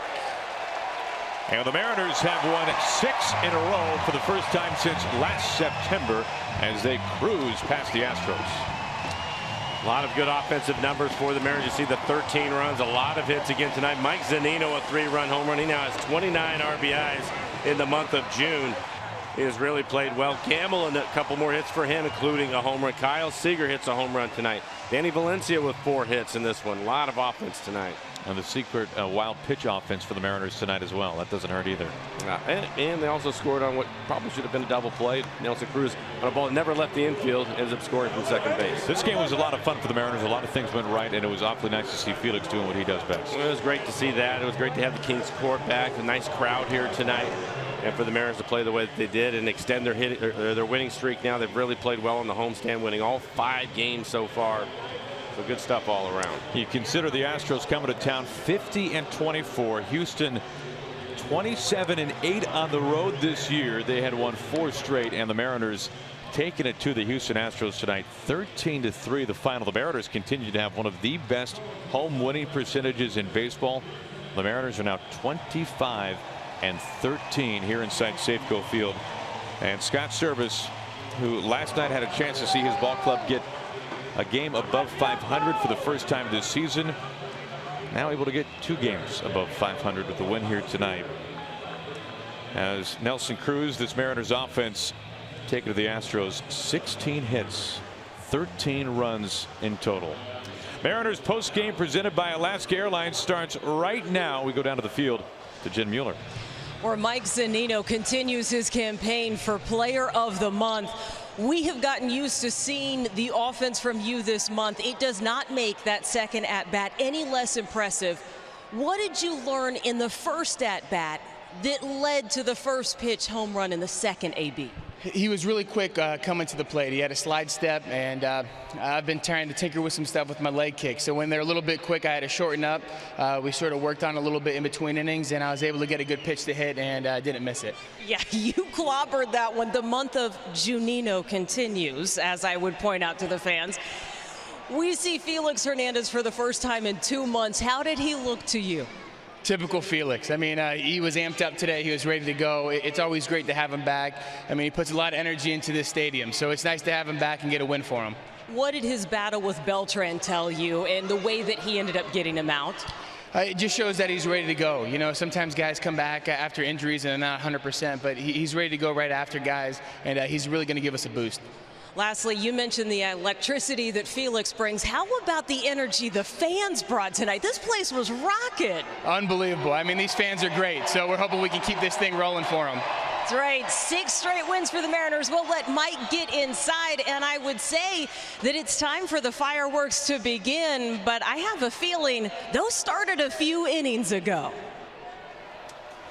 Pretty fun night here tonight, Jen, as we recap this one tonight for you. The Mariners taking it to the Astros in game 1 of this 3-game weekend series. As we take a look at our Bruce Titus scoring summary, the Astros got on the board early against Felix, Mike. Altuve in the first inning on a changeup. The Astros go up 1-0. And then Gerard Dyson having last night off in the second inning. Gerard Dyson off the wall in right field, and quickly the Mariners tied this game up at 1. Mariners have a number of players in their lineup that have been hot. A lot of them enjoying this homestand so far. Mitch Haniger in the lineup today gets his base hit. Mitch hitting 6th in the lineup today, but gets a base hit to drive in Ben Gamel. So the Mariners take the lead courtesy of Haniger, and then Danny Valencia, who had a huge game, drives in a couple. This made it 4-1 in favor of the Mariners in the 3rd inning. And then Mike Zunino, what a month he is having. A 3-run home run. Now 29 RBIs in the month of June. He has 10 home runs on the year. He's hitting 9th in the lineup. That home run, a sign of things to come for the Mariners. How about this one from Ben Gamel, Mike? This was impressive, going opposite field into the Mariners bullpen. Not an easy thing to do, and this right here is just crushed out to right center. Kyle Seager, his 8th home run of the year. 9-2 Mariners, and the Mariners getting some, we'll call it maybe some bonus runs in the home 7th. On one pitch, Danny Valencia scoring, and then don't sleep on Gerard Dyson. Here he comes. Play at the plate. He's safe. 3-run score on 2 wild pitches. Mariners win it tonight. We've got more Mariners postgame presented by Alaska Airlines coming up.